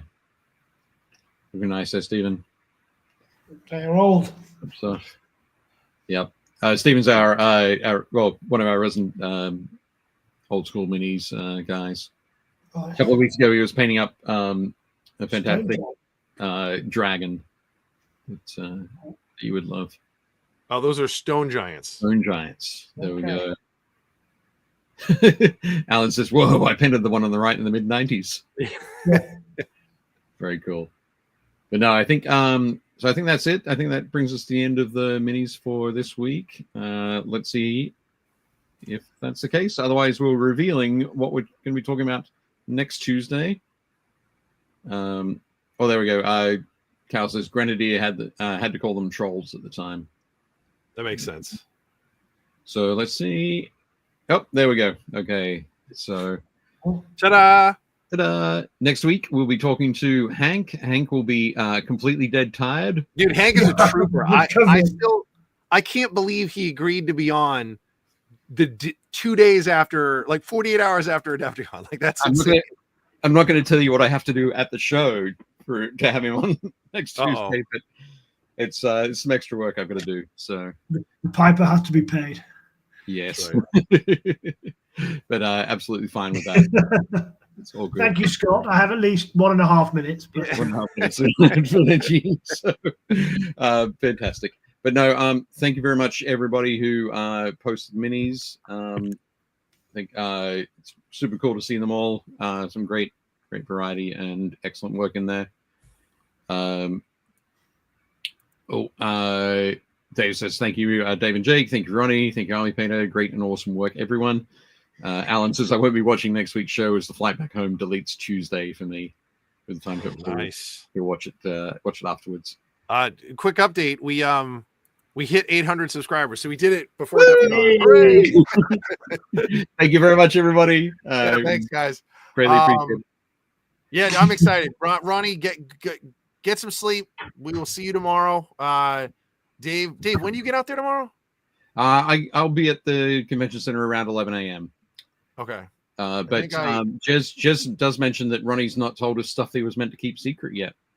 You've just seen a world exclusive of Atriox, so you know, I'm definitely not telling you about the big Dreadball announcement we've got. And oh, he was doing so good too. Yeah, nearly, and I got away with it. Wasn't for those pesky kids. Yeah, there you are. There we go. Excellent. Global exclusive. But yeah, thank you very much, Ronnie, for being with us. Hang on the line. We're gonna do the muting. We'll do our outro, and then we'll come back and say Jake and I will say our proper goodbyes. For sure. But is there anything else you wanted to throw in at the end? No, thanks for having me on the show. It's been awesome. It's been great fun, and I'm looking forward to Adepticon and seeing you all there and sharing chocolate with you at some point. For sure. Well, listen, Dave, safe travels. I will see you tomorrow. I think I land a little bit later. Okay. But yeah, I'll be there. I think I get there. I'm helping Alan set up his booth around 3, so I'll see you guys in the hall. We're gonna help set up Alan's stuff. I don't really know where he is. He's in like the artist's alley, which is technically not in the thing you showed. It's like just outside on the right, I think. Okay. Or I guess to the left. Like if you walk out of the hall and turn right, I think it's right there. But again, I don't know the layout well enough. So it's gonna be lots of fun for us all learning all the different, for sure. Different things that are going on. So, but yeah, everybody who's going, travel safe. We will see you guys in a couple of days. For anybody who's not going, you know, keep an eye on this. Like, we'll make sure that we take lots of photos. And we'll go over it all next week when we do our unpack the show kind of thing. You guys can message us on the Facebook page. Dave and I'll be checking it intermittently. You can message the Mantic page if you guys want to ask Ronnie anything or the team anything. Ronnie, again, thank you so much for being here, man. It was awesome. Thank you very much for having me, guys. Brilliant fun. Oh, our pleasure. A huge thank you again to Army Painter for our sponsorship. We will see you guys next week. Be safe. I will see you at the show otherwise. But until then, do not forget to build, paint, play.